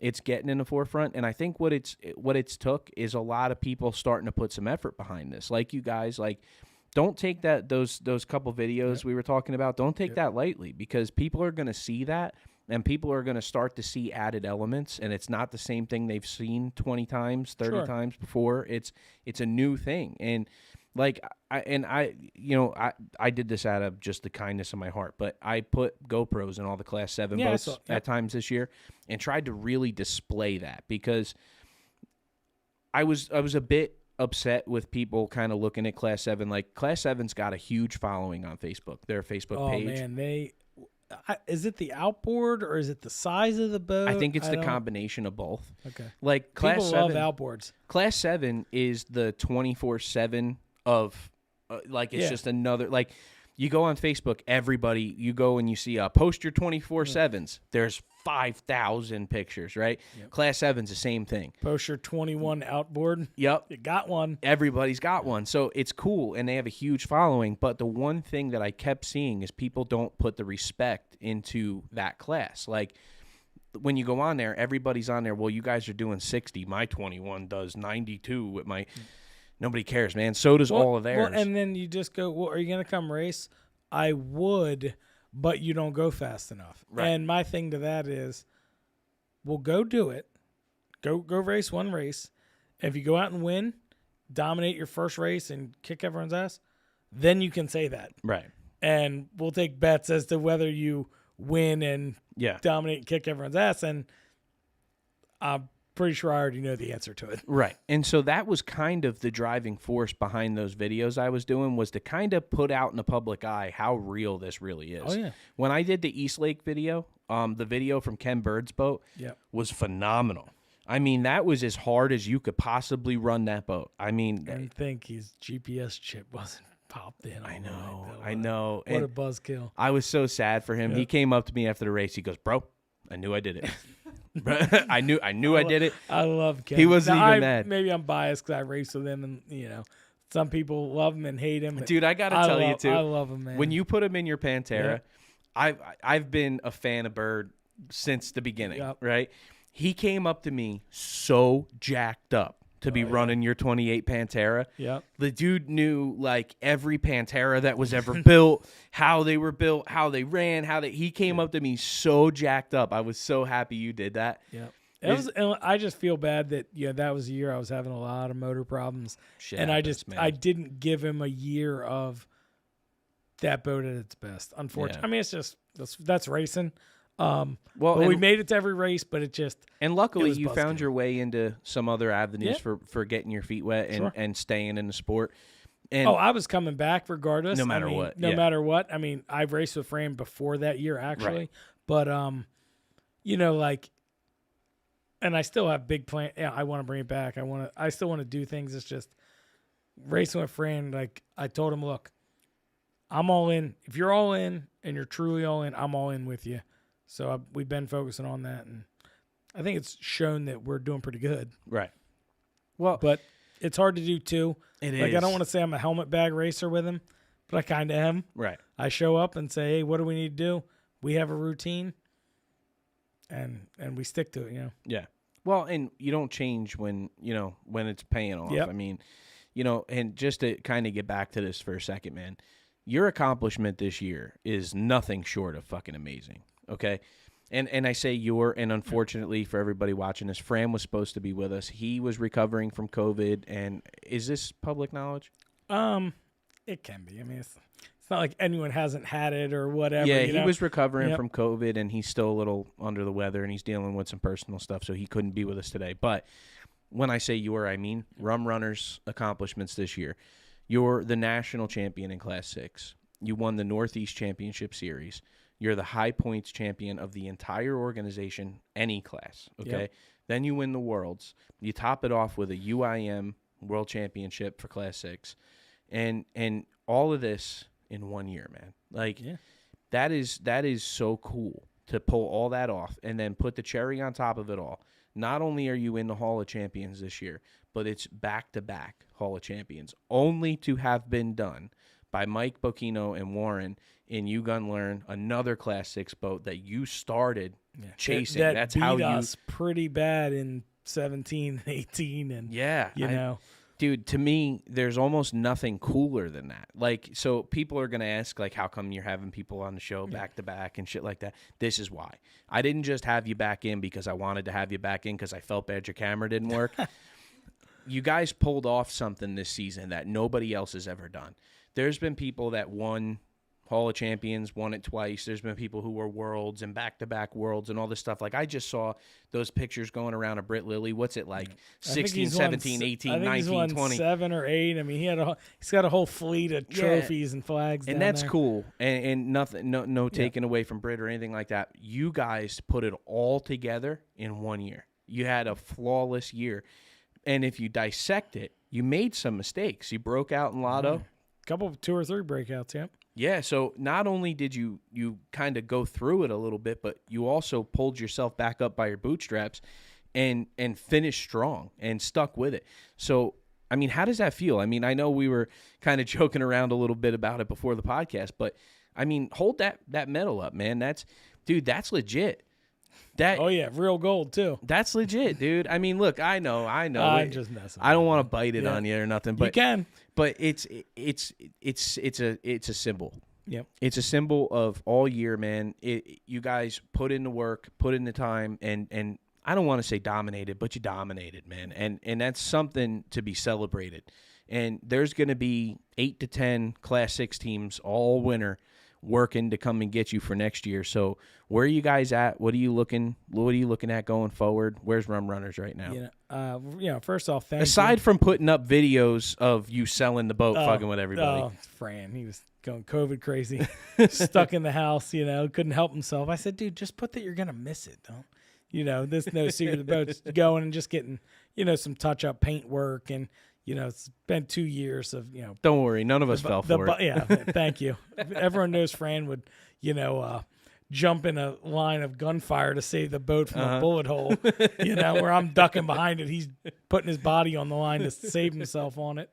But, honestly, he asked me, what he kind of leaned on me a little bit, like what it takes. I'd been there, not with a ton of success, but I've been around a lot of successful people. I've, been on their camp and helped with their teams. And he asked me, like, what's it going to take to be successful? And I said, well, do you love work and hate money? And he goes, well, no, Fran. And I was like, well, you're going to have to.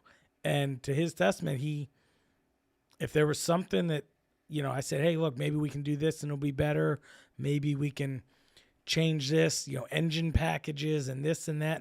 And we really came up with a program that worked, and we just worked that program. Like, we didn't vary. When something didn't go right, we changed it. We tried things. If it didn't work, we didn't use it. We didn't keep trying to go down the wrong road, and we just kept plugging away. And then once we came up with something that worked, we polished that. Yeah. And there was unfortunately a few breakouts this year, and to his credit, I tried to beat it into him like, don't be gun shy now just because you had a bad streak Right. at this race. Like, forget about this race, on to the next. And, to his credit, he did it.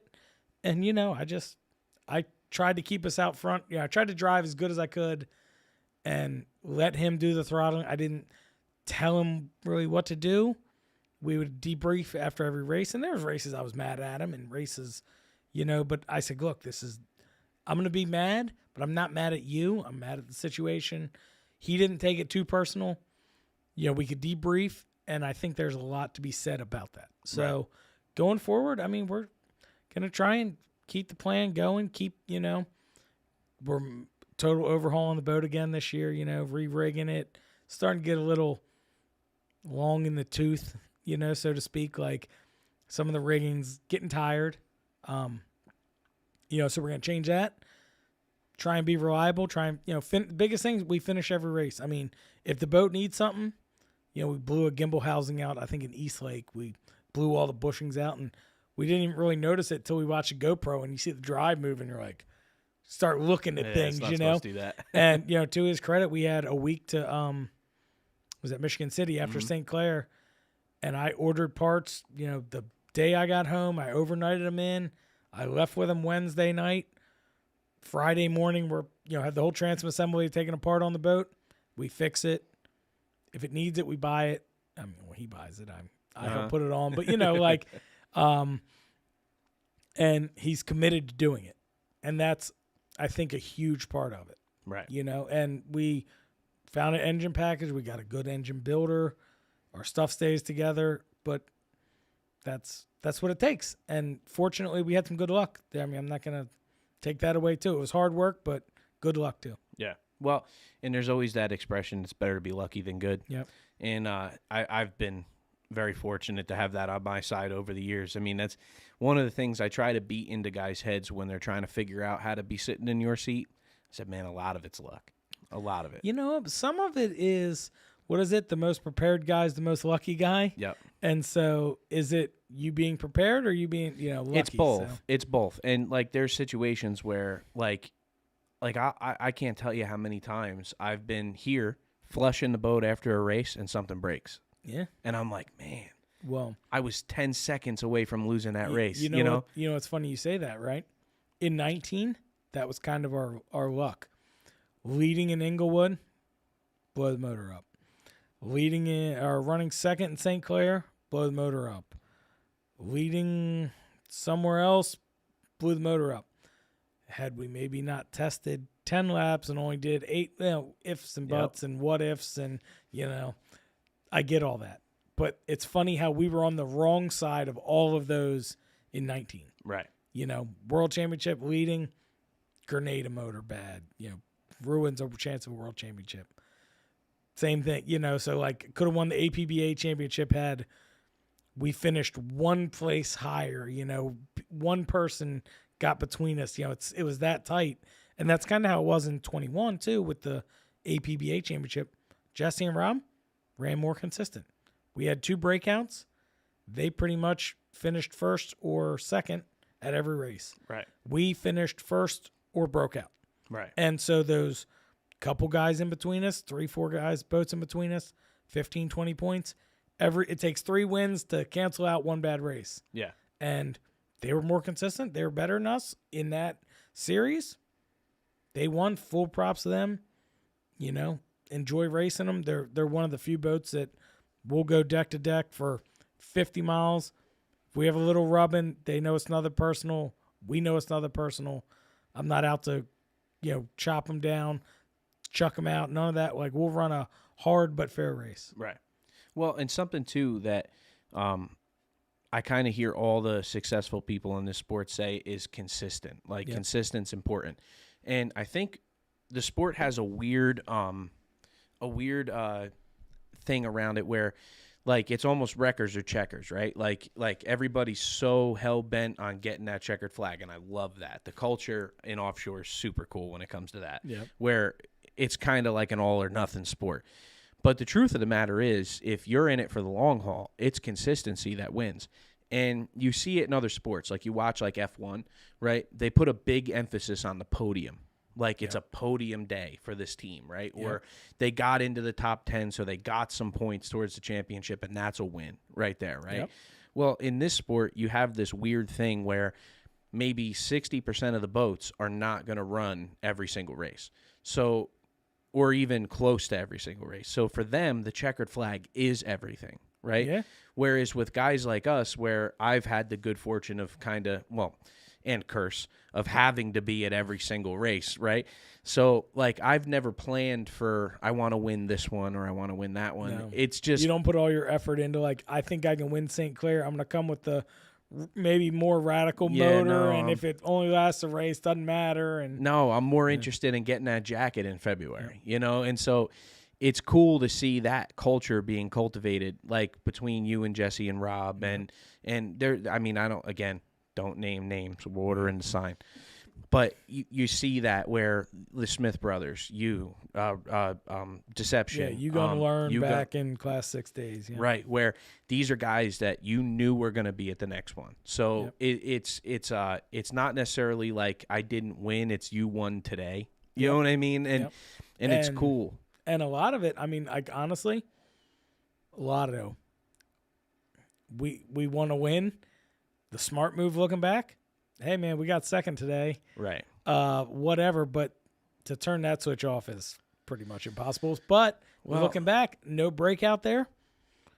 Okay, so we swap from Coco, we're tied. You know, then you go to St. Clair, that was a freak thing, whatever.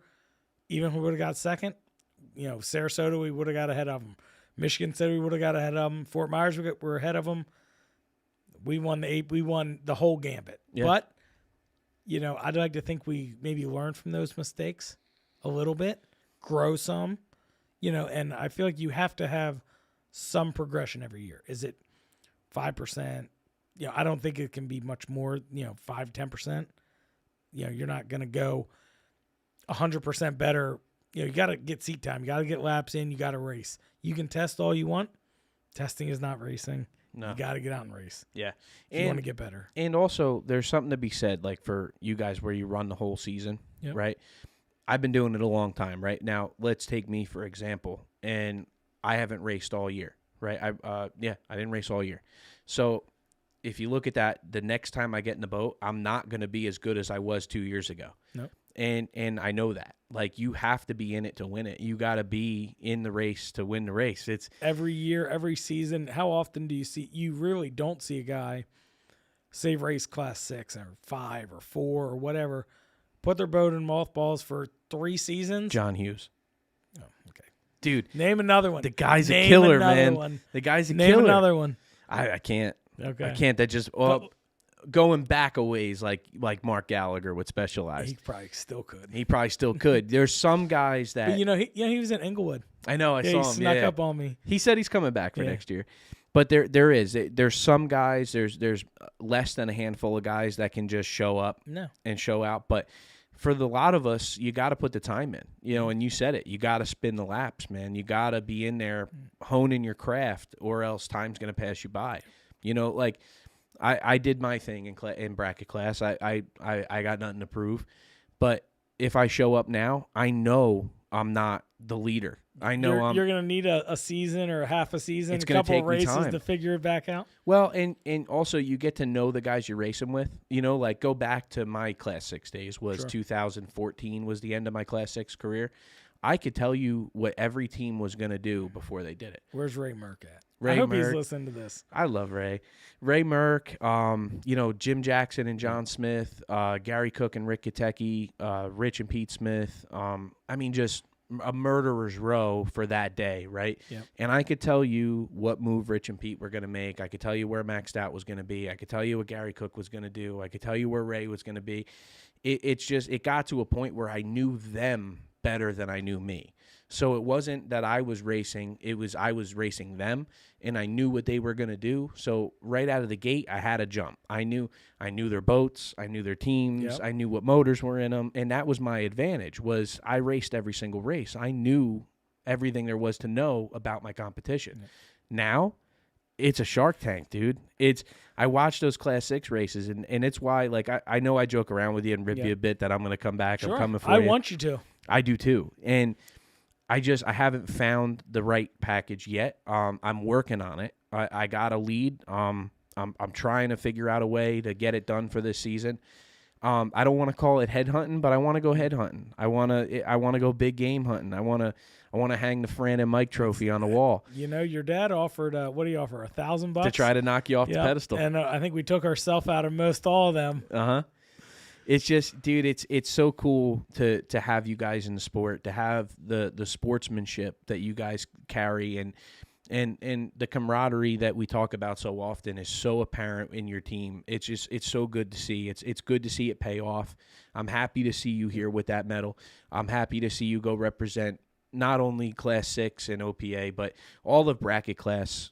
When is the awards are the 28th, 29th of January. yeah? So we'll get that before we go down to the OPA banquet. So. And I'm just so happy that you guys are going to carry our flag and usher in another bracket class Hall of Champions on that list of names that you've seen. Oh yeah, it's impressive too. You know, you look at it and you go, wow, you know, these are some pretty big names that, you know, it's cool to be part of. Yeah. You know, and now maybe they'll look back and go, who the hell's that guy? Oh, But, no doubt, you no know. doubt. But we'll at some point we'll all be able to look back, and I'm in there with you. And it's a really cool class to be in, you know. And so I hope you're proud of yourselves. I hope you realize the body of work you guys put together this year, and I hope you don't fall asleep. I agree, and I don't want to be known like as the class killer. Not that I think that we are that. There's no such thing. But like, I just want everyone to rise up. Let me and help you out. I with want something. I want them to beat us. Let me truly. help you out with something, okay? There is no such thing as a class killer. There's a bar setter. Okay. That's a very good way to put it. If anybody tells you that you're killing the class, they've lost their competitive fire and they should hang it up. Okay. Period. I appreciate I said that. it. I'll put a stamp on it. There's no such thing. If you had some boat that nobody could catch, if you had some boat that nobody could build, if you had something that nobody else could obtain, and that's why you were winning, I'd agree with you. Okay. But that's not the case. You're very beatable. Okay. Yep. You're very approachable. You're not some godlike figure in the sport. Thanks. You're not bulletproof. Somebody's going to take you out. Yep. Okay, it's going to happen. Look back at history. Look at every team that used to be on top of the spear. Yep.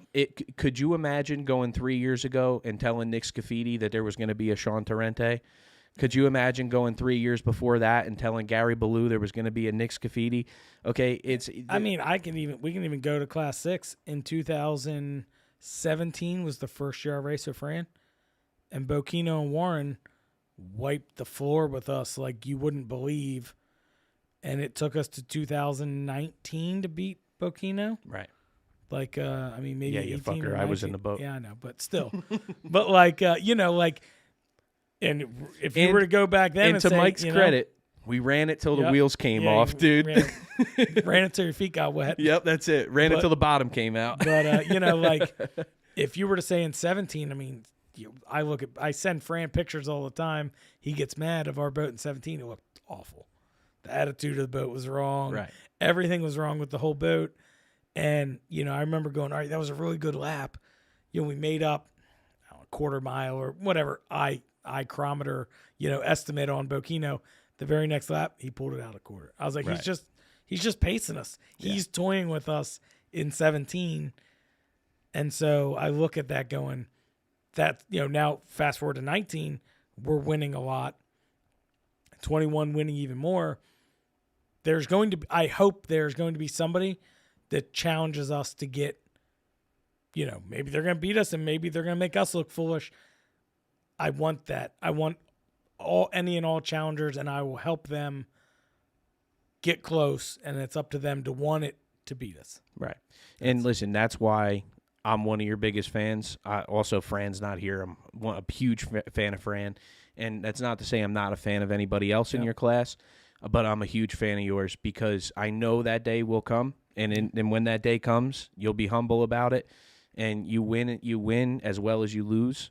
Okay, and I'm very proud of you guys. I'm happy that you're carrying the bracket class flag into Fort Lauderdale this year to make another introduction into the Hall of Champions. I can't tell you how proud I am. And that goes for all of our champions this year. To stand there and watch the awards and watch those UIM medals get handed out to my boys that never got the respect, I'm so happy to see that. And I cherish you guys, man. I cherish the body of work. I can't wait till the day comes where I'm out there with you guys. I am going to put a helmet back on, and I think I'm looking to come after you guys. There you go. That's what I like to hear. And we'll see where that goes, buddy. But I can't congratulate you enough. National, world, high points, APBA, UIM, Hall of Champions. Buddy, you killed it this year. I really appreciate it. Thanks for coming up, man. Thank you for giving me the time. Thanks for coming. Thanks for watching, guys. Offshore Live 17. That's a wrap.